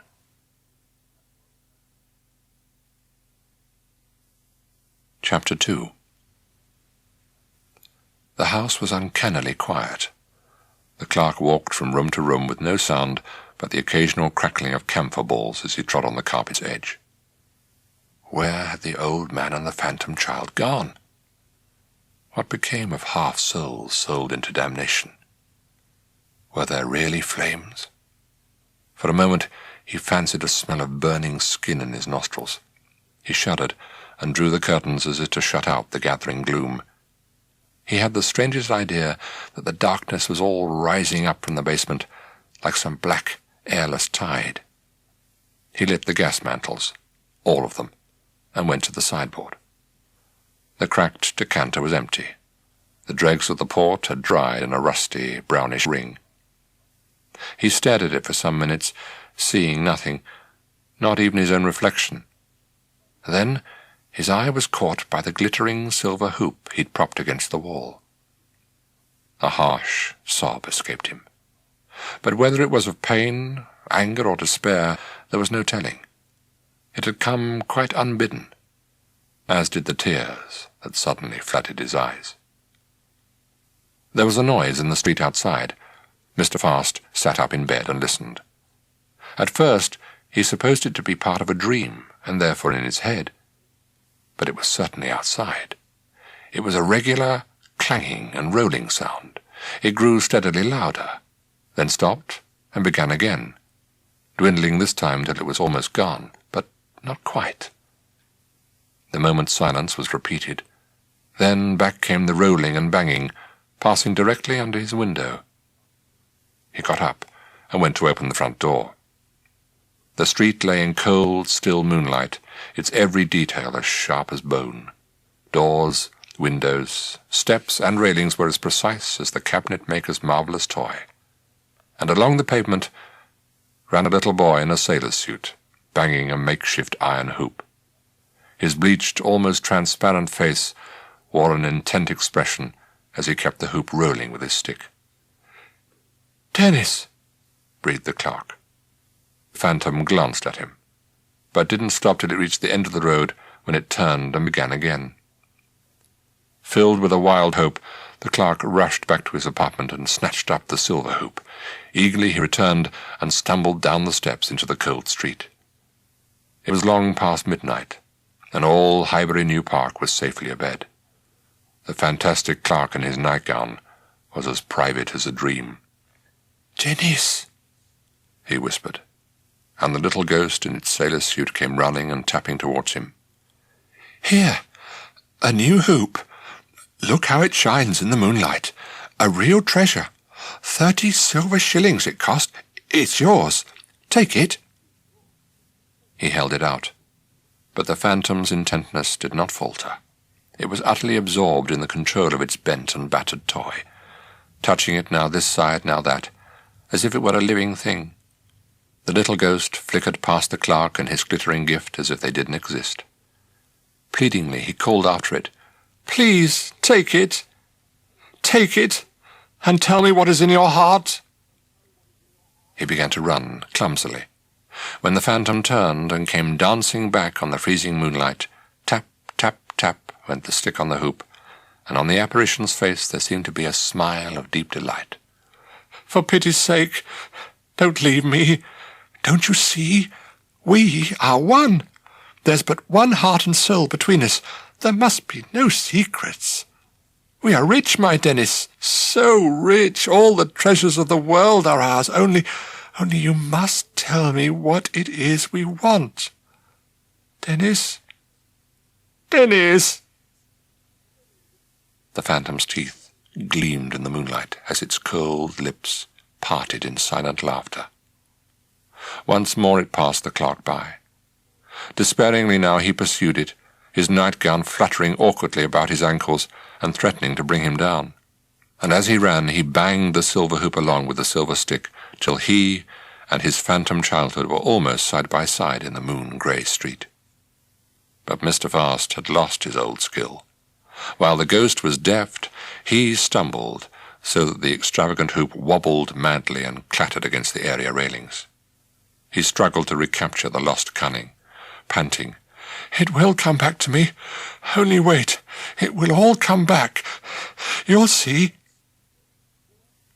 For a short distance, the painted hoop with its flashing glass jewels did indeed rattle on in fine style, even outdistancing the grotesque figure of the clerk in his nightgown.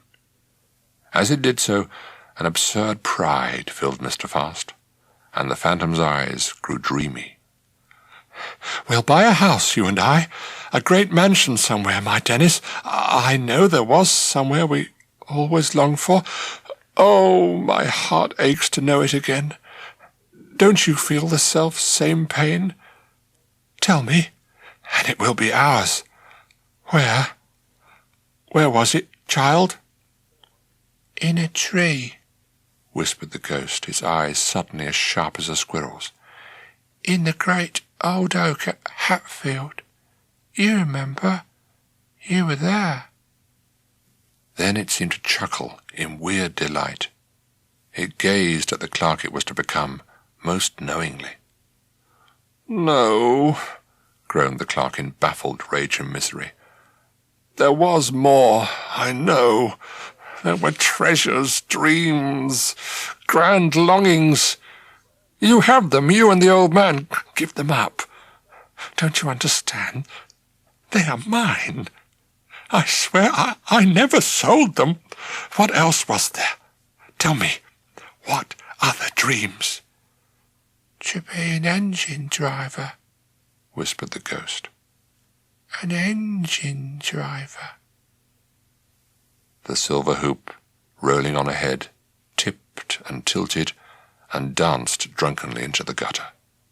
With a cry of dismay, the clerk sped forward to save it. He knelt to pick it up. Then, still kneeling, he turned to face the oncoming spectre. Painfully he stretched out his arms as if to embrace it. It seemed to drift into the very substance of his breast, and its iron hoop rolled grimly by. Cold, damp arms enfolded the clerk, and a black weight forced him backwards. The child's deathly face was close to his own. Its eyes were vague and secret. Its lips were parted in its strange smile. He struggled to kiss the smooth white cheek, as if making some gesture of love and recognition. A stone answered his mouth. A terrible fear swept through him like a bitter wind. Then anger followed, the old, hopeless anger that engulfed everything that quickened beyond his shrunken grasp. He reached up and seized the child's throat. He squeezed and squeezed till the strength went out of his fingers and the breath went out of his body. Then he let go. His face was dark and congested. "Come back. Forgive me," he tried to cry out, but could utter no more than a harsh croaking. Even as he had fought to strangle the child, fingers had tightened round his own throat, squeezing and squeezing with a wild and dreadful strength. He staggered to gather up the fallen silver hoop. Then he looked up and down the road. The phantom had gone. He saw something shining in the gutter. He fancied it was a sovereign. He picked it up and saw it was the brass button of a child's sailor suit. Savagely he flung it from him. Then he climbed the steps of number 14 and went back into his sombre apartment. His shoulders were bent and shaking with helpless sobs, and in the moonlight the bruising of his neck showed up like the shadow of a rope. Chapter 3. The next night he heard the hoop again. He lay in bed, sweating profusely, but didn't dare go outside. On the following night also he heard it, beginning shortly after midnight and continuing for an hour or more. During the day, however, he saw nothing of the old man and the little boy. Though he scoured the neighbouring streets and open places, he never so much as glimpsed them. Yet he knew they were still about. Very early in the mornings he heard sounds, and the stink of beetroot soup kept drifting up and sickening him. But when he went outside, the basement always appeared to be deserted, as if it hadn't been lived in for years. Hateful and frightening as were the eerie pair, Their total disappearance during the day gnawed at the clerk with a newer terror. The very secrecy of it increased his sense of loneliness and enormous loss, and he brooded painfully on where Mr. Fishbane might be leading the phantom child. What streets was it drifting down? What houses was it peering in? What fields? What lakes? What parks? Was it even by the sea? Did people stop and stare in the street at its neat, appealing pallor? Did they ask it what it would become? Was it perhaps at Hatfield, flickering round the great oaks, played with by children who, not knowing its horrible circumstance, took it for one of themselves? These and other questions so tormented the clerk that he could think of nothing else. All his instincts were kept at the highest pitch to detect the smallest indication that would betray the strange pairs journeying out into their secret day. He would lie with his ear pressed to the floor until a strong quiet fell, when he would hasten outside as quickly as he could, only to discover the road to be empty and the basement as silent as the grave. At last it occurred to him that he was being deliberately deceived, and that they were still in the basement, and only went out after he himself had gone. Accordingly he began his vigil on the living-room floor, just under the window, with a plate of bread and cheese beside him to sustain him through a longer stretch of the day. As was usual, the faint sounds from downstairs continued for a short while, and then an absolute silence fell. The clerk waited, scarcely daring to move. He observed the passage of time by the changing of shadows in the room and on the frontage of the houses opposite. The day had begun in an almost summery warmth, but by mid-afternoon it had become quite chilly, and the aspect of the sky gave him some uneasiness. The sun had changed from blazing yellow into a duller orange, and then to a listless globe of blood red. There would be fog. Already there was an acrid smell in the air. The sky took on a brownish gloom, which plunged the street into a sepia night. Then, quite distinctly, the clerk heard the basement door opening. Filled with a sense of enormous excitement, he waited until he heard the gentle squeal of the area gate, when he left his apartment, pausing only to wrap a muffler round his neck to hide the awkward bruises. This time he was able to glimpse the old man and the child, turning the corner into green lanes. He ran lightly and rapidly after them, taking care to be as silent as they themselves. But when he reached green lanes, he was confronted by a real blanket of brownish-yellow fog. His excitement was so high that this stroke of ill luck almost unbalanced him. He cursed the fouled air violently, even absurdly shaking his fists at it. He was on the point of abandoning the pursuit when he heard the tell-tale sound of the phantom's hoop. It was extraordinarily plain, and in the absence of traffic noise, the fog had halted everything on wheels, he discovered he was able to follow it quite easily. There could not have been much more than half a dozen yards ahead of him, so, with lowered head and hand protectively before his face, he pursued the familiar tapping and rolling sound. He had not the slightest notion of where he was going, as the dense air deprived him of all sense of distance and direction. However, the unseen old man and child seemed to be keeping to the main roads. Once he glimpsed an omnibus, gleaming with lamps, halted in a sea of dark air like some vessel becalmed and lost. Strained faces peered through the windows, and a shadowy driver comforted the uneasy horse. Then it all swirled away as the clerk hastened after the sound of the hoop. Suddenly, something uncanny fizzed and spat at his feet. He looked down and saw a fierce emission of sparks hissing on the pavement. He jumped away even as the sparks exploded with a sharp bang. There was a smell of gunpowder. He heard shrill laughter from close at hand. Of course, he'd forgotten. It was November the 5th. A child had thrown a firework at him. He glimpsed a ragged form and an impudently grinning face. He struck out, but the urchin had gone. He stumbled on in the wake of the phantom's hoop. Several times he collided with mysterious passers-by, and once with a lamp-post, but the sound of the hoop was always just ahead. Then, quite abruptly, as if he'd burst through a doorway, he was out of the fog. To his astonishment, he discovered he was at the top of Ludgate Hill, directly facing St. Paul's Cathedral. The churchyard was quite deserted, save for the little ghost in its sailor suit, who stood upon the steps. Of Mr Fishbane there was no sign.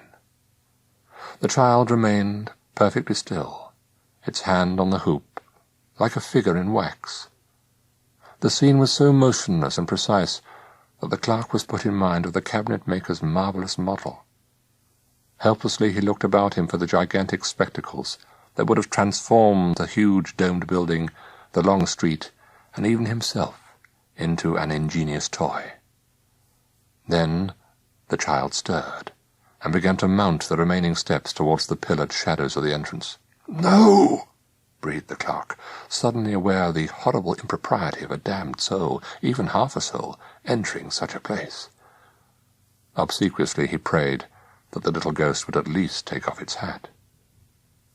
The evening service was over. The mighty interior was dim and quiet. 2 or 3 black-gowned clerics moved among the seats and pillars like mice. Carved bishops lay against the walls on marble ottomans in which were stored their bones. Here and there grander tombs seemed to grow like brooding mushrooms in the shade of pale stone trees.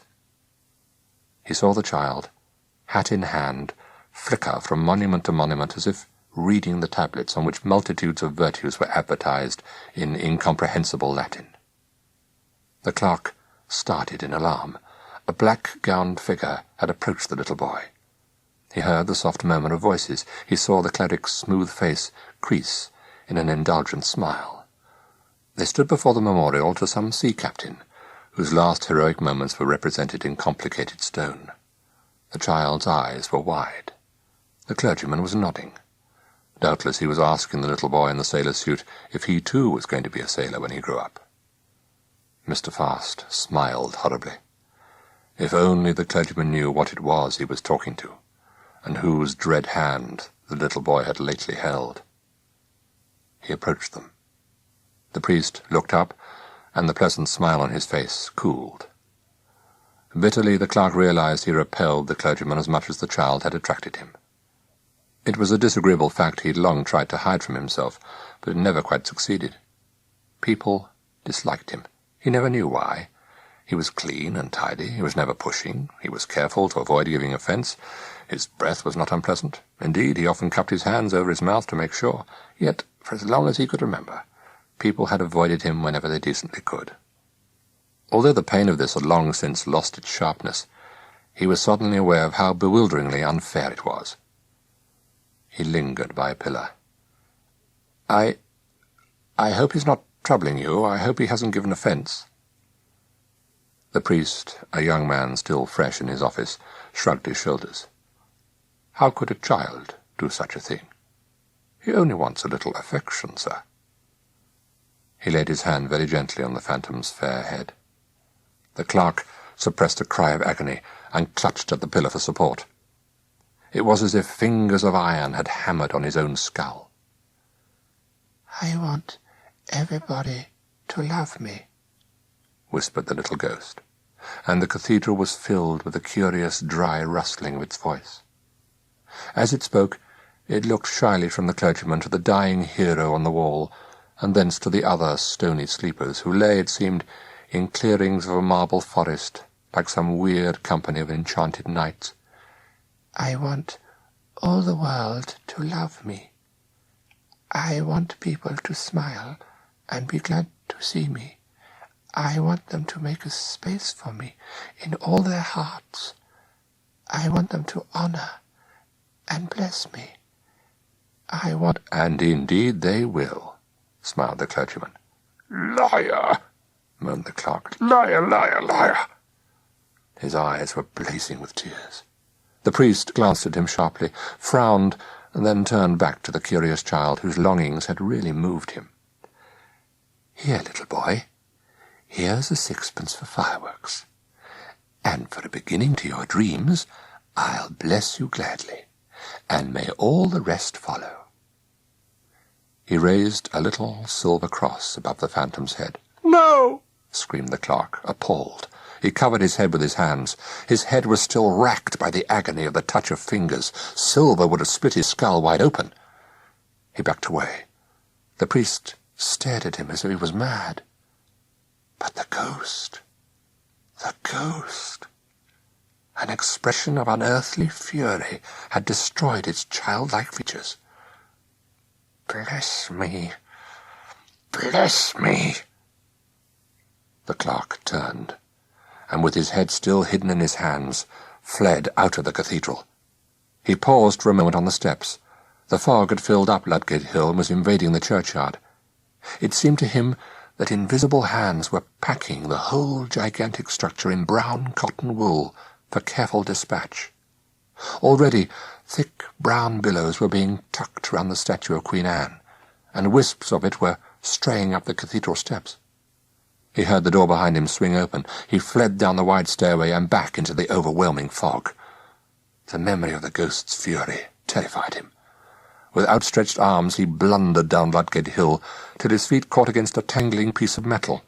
He almost tripped, but succeeded in recovering himself. There was a violent crunching of glass, and a sharp pain in his ankle as a splinter pierced through his trouser leg. "My spectacles, Mr. Fast! You've trodden on my spectacles!" The voice sounded enormous and almost in his ear. It was the hateful, lisping voice of Mr. Fishbane.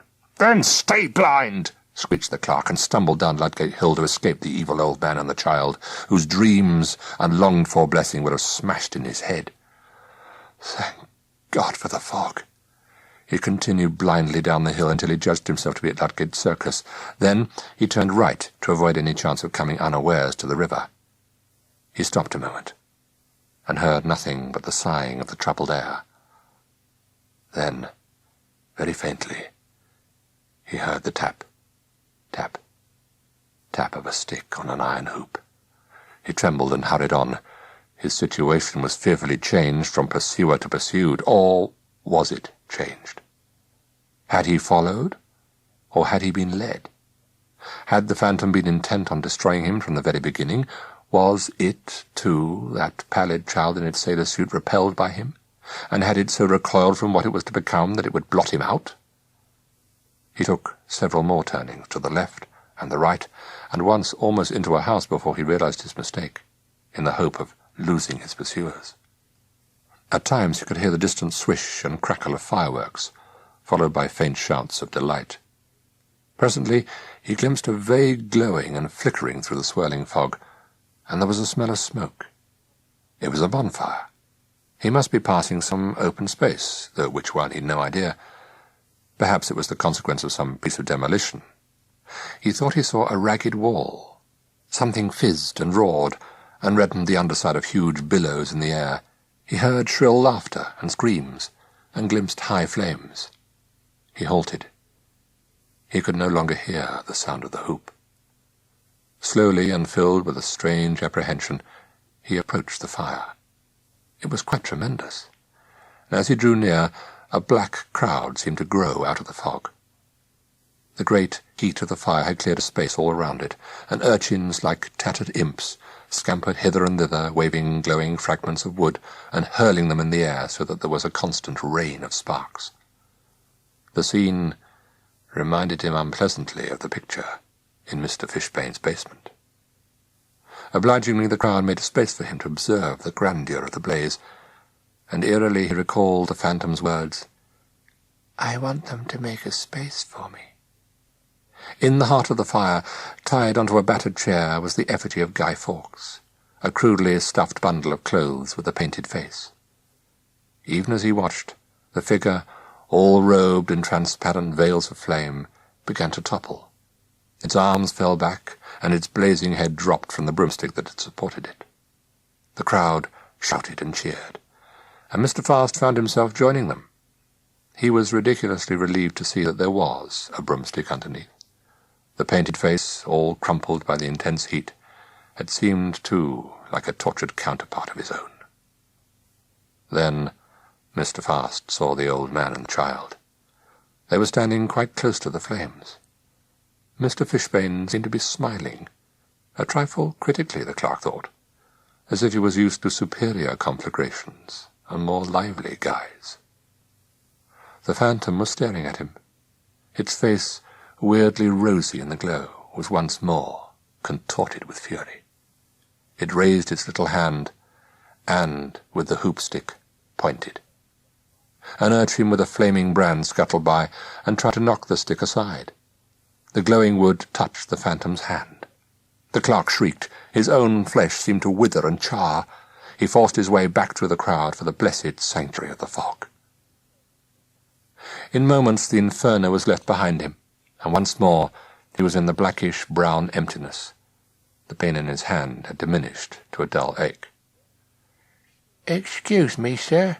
If you're not a lamp-post or a pillar-box, may I stay with you? I don't know whether I'm on my head or my heels. I'm quite lost." An old lady clutched at him, even hooked her umbrella round his arm. "No!"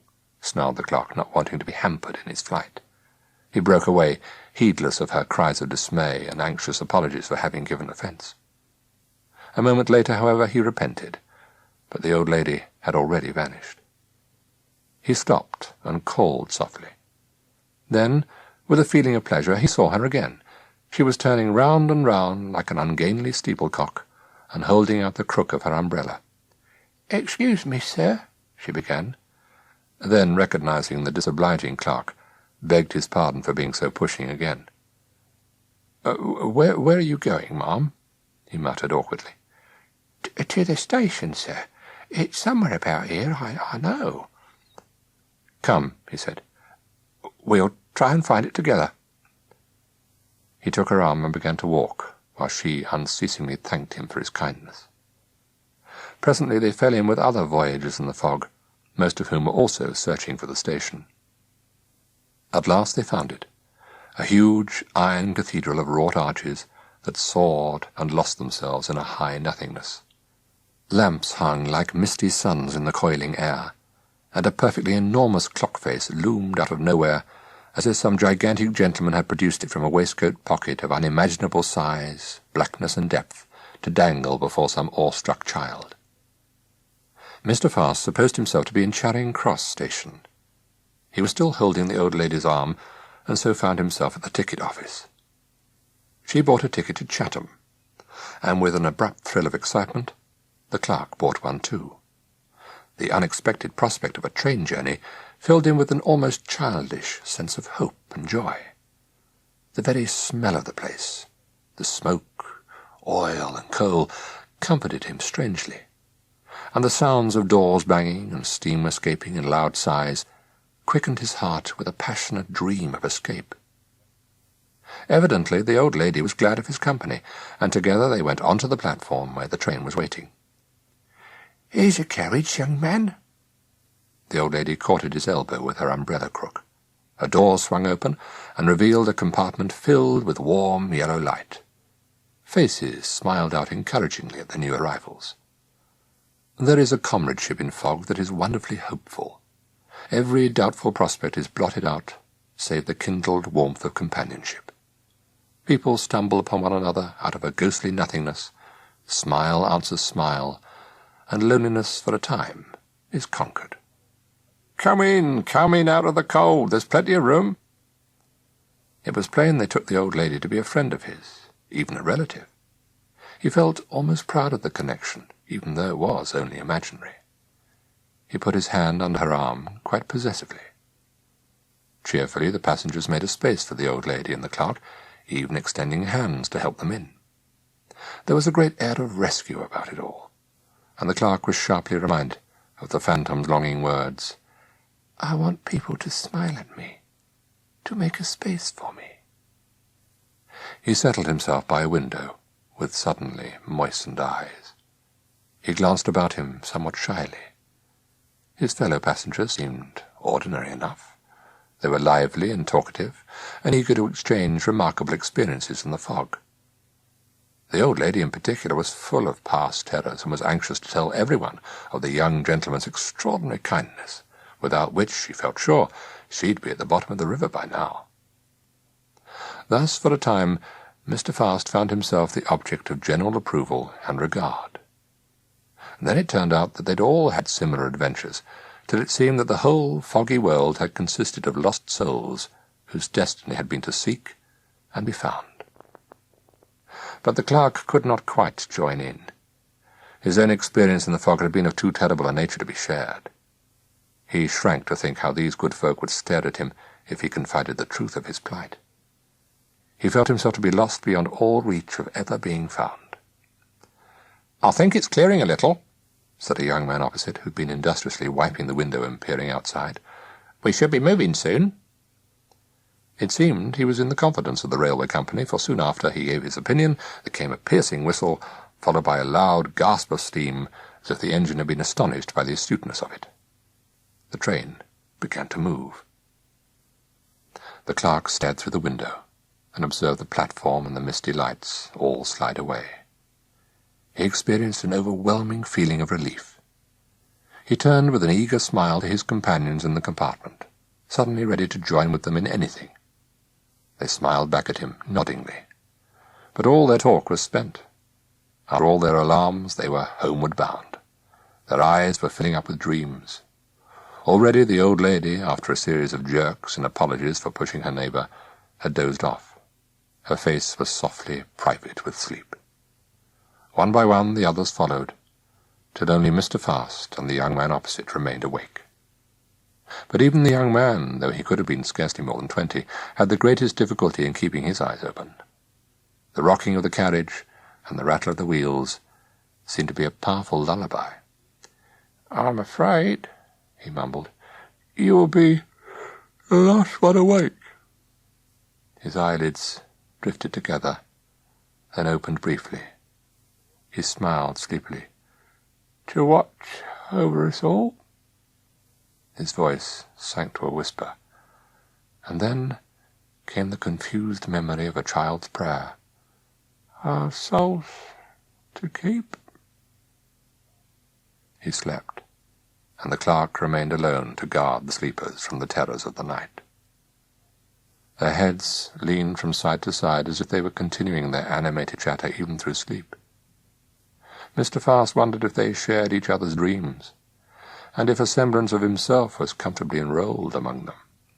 Surely the old lady dreamed of her rescuer in the fog. But it was the young man opposite who drew his gaze most often. His hands lay outstretched, with fingers gently opened. "Our souls to keep." A sudden swaying of the carriage huddled the sleepers closer together. The rattling of the wheels became momentarily uncertain. The clerk peered out of the window. At first he saw nothing but his own inquiring reflection and the tumbled heads and shoulders of the sleepers. He stared ahead and saw the front of the train entering on a bend in the line.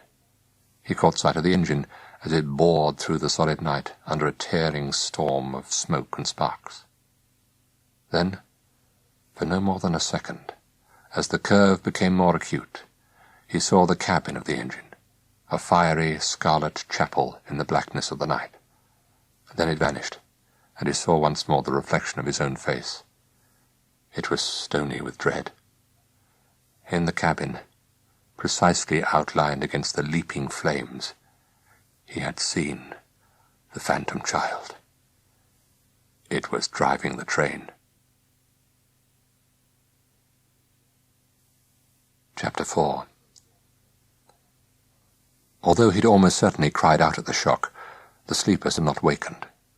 Nor did they stir when, some 10 minutes after, the train drew in at a small country station, the name of which drifted by as a meaningless jumble of letters. Silently the clerk climbed out of the compartment and onto the platform. He stared towards the tremendous green and gold engine with its wheels like stupendous iron hoops. Clouds of steam kept obscuring it, so that it seemed to be floating in a turbulent white sea. The guard whistled, and the train began to move. Painfully Mr. Fast watched the bright, warm compartment roll away out of his life. "Our souls to keep," he murmured. "Our souls to keep." The platform filled with billowing gusts of smoke, into which the train vanished with a loud sigh. By the time the air had cleared, the lights on the last carriage had dwindled to pinpricks. He stared up and down the platform, expecting to see the terrible little ghost standing there, glaring at him. But the platform was deserted. He walked away and left his ticket at the barrier. At every step he paused, waiting to hear the tap, tap, tap of the phantom's hoop, but there was nothing. only the sighing of the night and the creaking of the ticket collector's gate. "Cab, sir?" An old-fashioned cab was standing outside the station. It was tall, dark, and excessively narrow, as was the melancholy horse that loitered between the shafts. Having nowhere to go, nor even knowing where he was, Mr. Fast shrugged his shoulders and climbed into the cab. Within there was a curious smell that was vaguely familiar, although for a moment the clerk couldn't place it. "Where to, Mr. Fast?" The driver's hatch had snapped open, and the hateful face of Mr. Fishbane peered down. The clerk screamed feebly, as might some small trapped animal in pathetic defiance. "Why are you here?" "It's a living, Mr. Fast, but it's more for the occupation than the profit." "Where is he?" "Do you mean Dennis? I thought you saw him. It's what he always wanted, you know, to be an engine driver. I understand he told you. You ought to be happy for him. It's all very well for you and me to smile over a child's dreams and ambitions, but there's a rare grandness to them that makes the old heart ache. Don't it make you sigh to think of him rushing through the night, bound for hell?" whispered the clerk, burying his face in his hands as if to shut out his thoughts. "Chatham," corrected the old man reproachfully. "Maybe not the loveliest spot in the world, but certainly not to be compared with where you mentioned. You're too full of fancies, my friend. You must have been a very fanciful child. What am I saying? We know you were a fanciful child, don't we?" The old man chuckled at his stroke of humour, but the clerk was seized with a fit of feverish trembling that rocked the cab. He could not get it out of his mind that the phantom child was fixed on destroying him, and, believing him to be still on the train, was driving it to destruction. He thought of the bright compartment, with its warm nest of sleepers. "They'll be killed, all of them, in their sleep." There was a moment's silence. The old man's face, peering down through the hatch, seemed curiously softened. His rheumy eyes blinked like vague stars, and the clerk was caught in them as might be a child under the roof of heaven. His dread began to tilt towards awe. "Let me take you to an inn for the night," murmured Mr. Fishbane, breaking the spell as if by design. "You're a rich man, Mr. Fast. Let me drive you somewhere charming. By the sea, perhaps, or do you care for mountains? Very racing, I understand. Anywhere you like, Mr. Fast. You name it, and I'll oblige." The train. "What about Harrogate or Bath, or even Brighton?" They trusted me. The people in the compartment even asked me to keep their souls. Souls. How much do they weigh apiece? Do you pay tax on them? Do you keep them on the public highway? Come, Mr. Fast, you're talking nonsense. Where shall I drive you? Take everything back. Take all my soul. Only stop the train." No more bargains, Mr. Fast. That contract of yours was a real tangle, my friend. Not even a fly could have got through the knots you tied. What chance would a bulky old fellow like me have, The clerk raised his face to the opened hatch with such a look of anguish and despair that the old man was forced to blink and look away a moment. "All right, Mr. Fishbane. Let there be no bargain. Only keep your word. You said you would take me anywhere. Take me to the train before it's too late." A gloomy choice, Mr. Fast. Are you sure? The clerk nodded. The necessity of his choice filled him not with dread, but with an inexplicable tenderness. The sleeping passengers in the doomed compartment seemed to him to be the most precious things in the universe. Had he but awakened them before he'd crept out like a thief, then perhaps... Certainly it was the thought of their sleeping that was the hardest of all to bear, and the memory of the young man with his hands outstretched in a gesture of trust, and the child's prayer, still warm on his lips, sent an arrow of pain through the clerk's heart. He closed his eyes thereby exchanging one darkness for another. "Come, Mr. Fast, a last chance. Let me drive you somewhere bright and cheerful." The old man's voice was wheedling and cajoling. He seemed really concerned. "It seems a real shame to throw yourself away like this." "Stop mocking me, Mr. Fishbane. I'm near the end of my journey. Let me finish it in my own fashion." The old man sighed and gently shook his head. The hatch snapped shut, and the clerk heard the whip crackle. The cab jolted into motion, and there was a sound of hooves slipping and scrambling over cobbles. In a few moments the movement of the cab became regular, and the chief sounds were the queer cries of Mr. Fishbane to his horse, urging it on. It did not seem as if they were travelling very rapidly, but when the clerk glanced through the window he was amazed at the pace at which the hedgerows sped past. He caught distant glimpses of brightly lit houses and even of mansions, which were extinguished almost as soon as he saw them. Then a church fled by, and he had an aching longing to go inside it, till a policeman, about some ferocious business of the law, glared in at angry amazement at the unforeseen cab, and left his stern image printed on the clerk's inner eye. They passed what looked to be a ruined abbey, all gnawed and ragged to the night, and a graveyard tottering round it, so that it seemed all the houses, the church, and even the policeman had been shovelled pell-mell into this quiet oblivion. And now the cab began to jolt and jump, as if they'd turned off the road and were galloping across fields. For seconds the wheels seemed to leave the ground altogether, and at one point they flew past a man on horseback, who looked frightened and half held out a hand, as if to help the white-faced traveller in the hurtling cab. Then trees and houses and more houses were born, only to perish at once. A crossroads rushed by, but no man could have told what was written on the signpost's bony arms. And all the while the clerk clung fiercely to a strap to save himself from being flung out into the racing air. "The train, Mr. Fast!" They'd stopped. The hatch opened, and Mr. Fishbane was looking in as if surprised to find his passenger still whole and alive. The clerk climbed out. They were poised on the ridge of an embankment, below which glinted the railway line, like a huge iron stake, filleted by the worms of the night. Mr. Fast looked up at his coachman. The old man, perched on the driver's seat, his shabby coat hanging down like folded wings, looked more like a disreputable vulture than ever. "The train, Mr. Fast?" Very faintly he heard the rattle of wheels. He stared along the line, but could see nothing by reason of a bend that skirted a low wooded hill. He fell on his knees beside the cab, holding onto the door-handle for support, as the ground was treacherous and steep. "Stop it, Mr. Fishbane, please." "I'm an old man, Mr. Fast. What could I do with such a rushing, heavy thing?"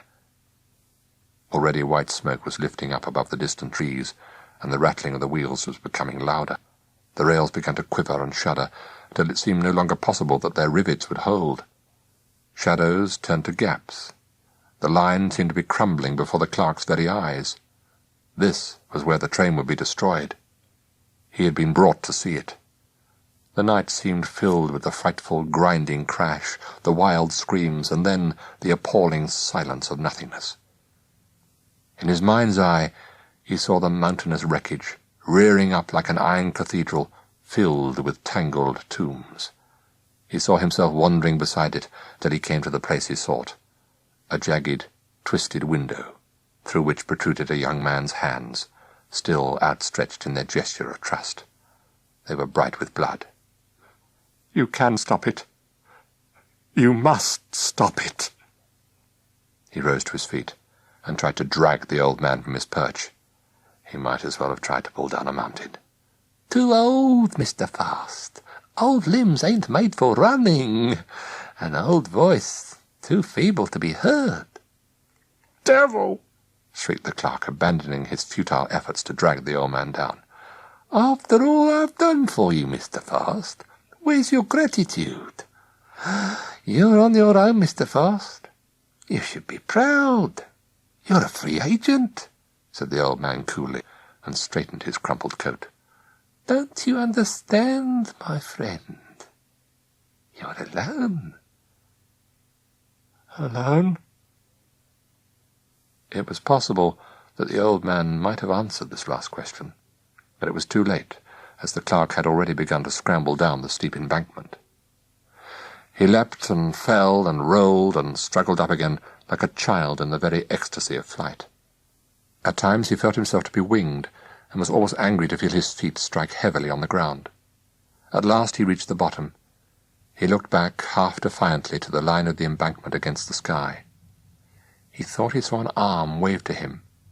Then the thunderous roar of the train overwhelmed him. "Dennis! Dennis!" he screamed as the monstrous engine rushed round the bend. He stumbled towards it, catching his feet against the wooden sleepers and waving his arms and shouting, but his voice was lost in the terrific uproar.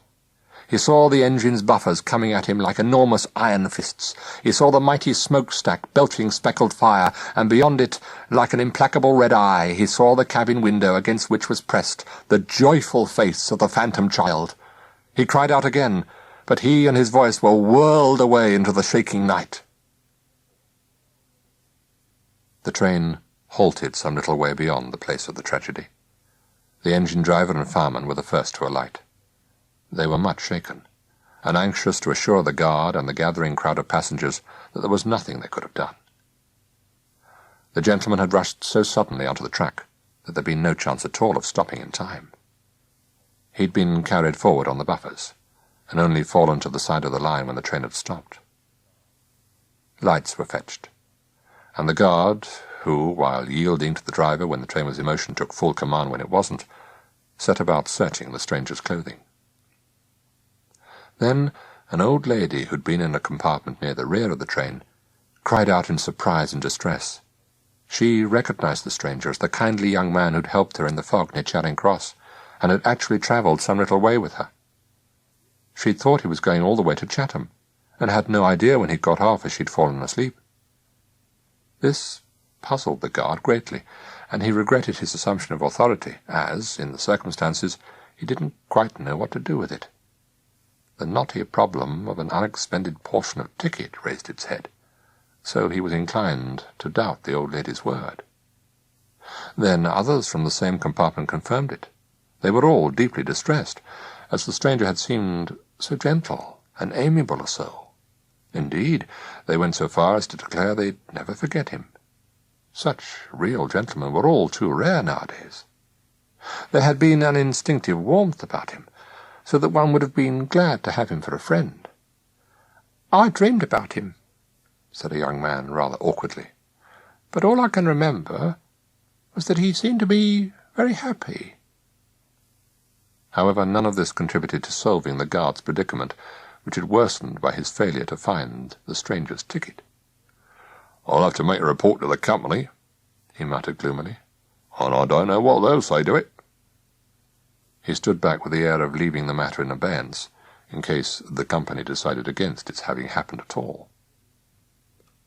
It was then that a curious and even disquieting thing happened. A little boy, in an old-fashioned sailor suit, seemed to have appeared from nowhere at all, and was kneeling beside the poor man's head, which he cradled in his pale hands. No one could recall having seen this child anywhere on the train, but there was no doubt he was closely connected with the dead man. With horrified sympathy the crowd moved back. Those nearest thought they heard the child whisper something, and the fireman could have sworn he heard the words, "My son, oh my son." But as this made no sort of sense, the man, being old enough to be the child's father instead of the other way round, he concluded he'd imagined it, or the man had, at that moment, been still alive. Meaning to comfort the child, and perhaps draw him away, the fireman moved forward. But as he did so, he found himself gently but firmly pushed aside by a shabby old man in black, who shook his head and smiled and took the child by the hand. It was all so utterly unexpected, and the night scene itself, with the clustering oil lamps flickering on the brasswork of the huge, panting engine, and on the intent crowd gazing down on the shattered gentleman on the track, was so very strange and unearthly, that the fireman could do nothing but stare. "Come, Dennis," murmured the old man. "Come away, my dear." Then this weird pair, the shabby old man and the little boy in the sailor suit, drifted away from the glowing scene and seemed to mount the embankment and so dissolve in the upper reaches of the night. "Where shall we go now?" whispered the little phantom, its pale face smiling up into the old man's. "God knows," answered Mr. Fishbane, and his beard streamed out to catch the stars.